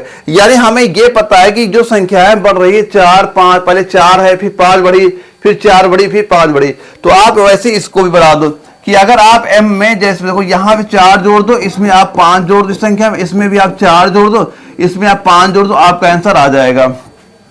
तो जैसे आप M में 4 जोड़ो कितना निकल के आ जाएगा, ये आपका Q निकल के आ जाएगा, E में आप 5 जोड़ोगे ये कितना आएगा, J आ जाएगा, A में 4 जोड़ो ये कितना हो जाएगा आपका E हो जाएगा, N में 5 जोड़ दो कितना हो गया, S हो गया। तो आप क्या बताएं, QJES आपका राइट आंसर यहाँ पे हो जाए, QJES यानी ऑप्शन नंबर डी आपका राइट आंसर यहाँ पे इसका हो जाएगा। बस ये देखना है कि कौन संख्या, यानी उसमें क्या क्रम चल रहा है, अगर क्रम आपको पता हो गया, आप उनके आंसर बड़ी आसानी से निकाल सकते हैं सभी क्वेश्चन की। इसके बाद जो आपका अगला सवाल आता है, वो इसमें क्या दिया गया है कि जो लैंप को आपको ये अगर लिखा जाता है, उसी कोड भाषा में आपको LOGS को क्या लिखा जाएगा। सेम वैसा ही सवाल है जो अभी मैंने कराया था, ये क्वेश्चन कोल्हापुर एआरओ में आपका पूछा गया था। सेम वैसे ही सवाल है जो अभी मैंने कंप्लीट आपको कराया था। तो ये क्वेश्चन मैं आपको होमवर्क के लिए देता हूँ, सारे बच्चे इसका आंसर कमेंट बॉक्स में जरूर बता देना, इस क्वेश्चन का आंसर आपको यहाँ पे क्या हो जाता है। और आज अपनी क्लास की ये जो लास्ट क्वेश्चन आता है, इसमें एक सीरीज आपकी दी जा रही है। अब ये सीरीज हमसे ये पूछा गया, अब ये बताओ यहाँ पे क्या आएगा, इस संख्या में आपका क्या आएगा, एक सीरीज आपको यहाँ पे दी जा रही है। कैसे इसे सॉल्व करेंगे ध्यान देखिए, ये आपको सिलचर एआरओ में ये क्वेश्चन आपका यहाँ पूछा गया था। तो यहाँ पे क्या सीरीज दी जा रही है आपकी, यहाँ पे 1 लिखा, इधर 3 लिखी, यहाँ पे 7 लिखा, यहाँ पे लिखा 13, और इसके बाद यहाँ पे आपका क्वेश्चन मार्क है, फिर क्या लिखा, यहाँ पे 31 आपका लिखा जा रहा है। अब ये बताओ जो आपकी एक सीरीज चल रही है, हमसे ये पूछा गया इस संख्या में आपको यहाँ पे क्या आ जाएगा। देखो अगर 1 से 3 हो रहा है तो आप क्या बढ़ाए, कितनी बढ़ रही संख्या, यहाँ पे आप बता रहे ये आपकी 2 बढ़ रही है, यहाँ 3 से 7 हो रही, कितनी बढ़ रही है, ये आप 5 बढ़ रही है, 7 से 13 हो रही है तो कितनी बढ़ी है, ये आपकी 6 बढ़ी है। तो ये बताओ यहाँ पे आप यानी कि यहाँ पे 5, यहाँ पे लिख रहे हैं 4 बढ़ रही है, कितनी बढ़ रही है, यहाँ बढ़ रही है आपकी 4 बढ़ रही है। अब यहाँ बताओ यहाँ पे कितनी आगे बढ़ रही है। देखो यहाँ पे हमें एक बात ये पता होगी, जैसे हम आगे चल रहे हैं हर संख्या आपकी 2-2 बढ़ रही है, हर संख्या हमारी 2-2 बढ़ रही है। यहाँ भी क्या बढ़ी रहेगी, यहाँ पे हमारी 2 संख्या बढ़ाओगे तो 6 में 2 आप जोड़ो कितना बढ़ जाएगा, 8 बढ़ जाएगा।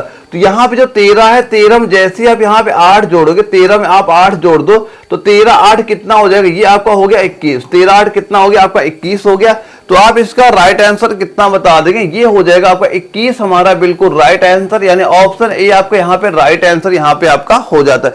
तो दूसरी यहाँ पे हम लोगों ने जितने क्वेश्चन ये सॉल्व करे, सारे क्वेश्चन की आपकी प्रैक्टिस करिएगा, और जो पॉइंट मैंने वहां पे बता रखे सारे पॉइंट वहां पे नोट करना। आप जब भी पेपर देने जाएंगे आपके एग्जाम में सीधे सीधे क्वेश्चन आपको वहां देखने को मिल जाएंगे। तो दोस्तों हम लोग अब मिलेंगे अगली क्लास में, जहां पे हम लोग एक और प्रैक्टिस करेंगे, जहां पे हम लोग वो सारे क्वेश्चन प्रैक्टिस करेंगे जो पेपर में क्वेश्चन बार बार आपके वहां पे रिपीट आपके हुआ करते हैं। तो दोस्तों यह क्लास आपको जरा भी इन्फॉर्मेटिव लगी तो वीडियो को लाइक करना ना भूलेगा। हम लोग मिलेंगे कल एक अगली क्लास में, तब तक के लिए जय हिंद।